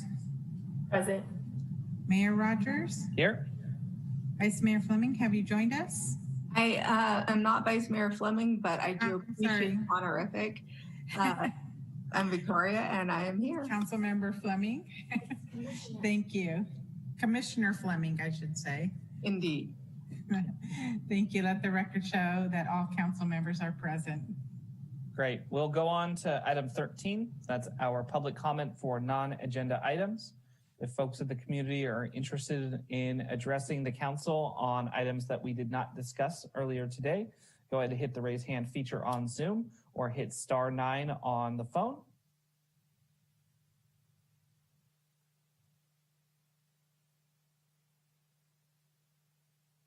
I do not see any hands being raised, so let's go on to our pre-recorded voicemail public comment. Hi, this is Eris Weaver, Executive Director of the Sonoma County Bicycle Coalition for agenda item number 13, items that are not on the agenda. I'm really grateful for the support that the city has given for our current ongoing Bike to It campaign, where we're encouraging residents to bicycle to destinations within 2 miles of their home or office. That I just today found out how the city has chosen to celebrate the upcoming Earth Day, which is very contradictory to that campaign of ours. The city is apparently having a drive-through celebration where people are encouraged to drive to the park and drive through and pick up a bag of stuff. Part of what makes it doubly ironic is that the location is a place to play, which is right on the Santa Rosa Creek Trail. A perfect, safe route for people to bike or walk to the park. And then I don't know what the stuff is that's being given away, how useful or you know what it is, but just the idea that to celebrate the beginning of the environmental movement in the U.S. by encouraging people to get in their car and come pick up a bag of stuff. This is so contradictory to what it's about that I can hardly even, you can hear, I'm having a hard time even expressing it coherently. I would really encourage the city to either rethink or even cancel, because how is that a celebration of Earth Day to encourage people to drive somewhere? I realize we have COVID issues, but being outside and walking and biking is a really, really low risk. So telling people they have to stay in their car, it's just not right.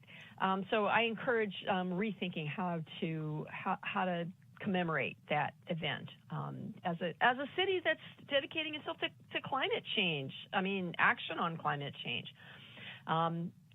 I can see I'm getting up to my 3 minutes, so I'll stop now. Thank you for considering. Item 13, public comment on non-agenda items. Dwayne DeWitt from Roseland. Thank you to you folks. I hope you had a good Easter and you're refreshed upon the return from the holiday. Resurrection, that's what that holiday is about. And it brings to mind the idea of resurrecting Roseland. It's a community that has suffered over the years, and a lot of the societal activities have gone by the wayside. It used to be a very active community. Parades down Sebastopol Road, all kinds of activities occurring. One of the things that's a dilemma right now is it appears that the city has been so overwhelmed with other activities, it's neglecting the possibilities of improving Roseland. Even as it talks about it, the actions don't get undertaken. With this in mind, now's a time where we can follow up on the good work that's just been undertaken by some city staff to move derelicts and transients out of the Roseland neighborhood, where people were actually defecating in Roseland Creek and urinating, polluting, a terrible situation. And it was only resolved probably just short term, but because city staff went in there finally. And that needs to happen almost weekly now.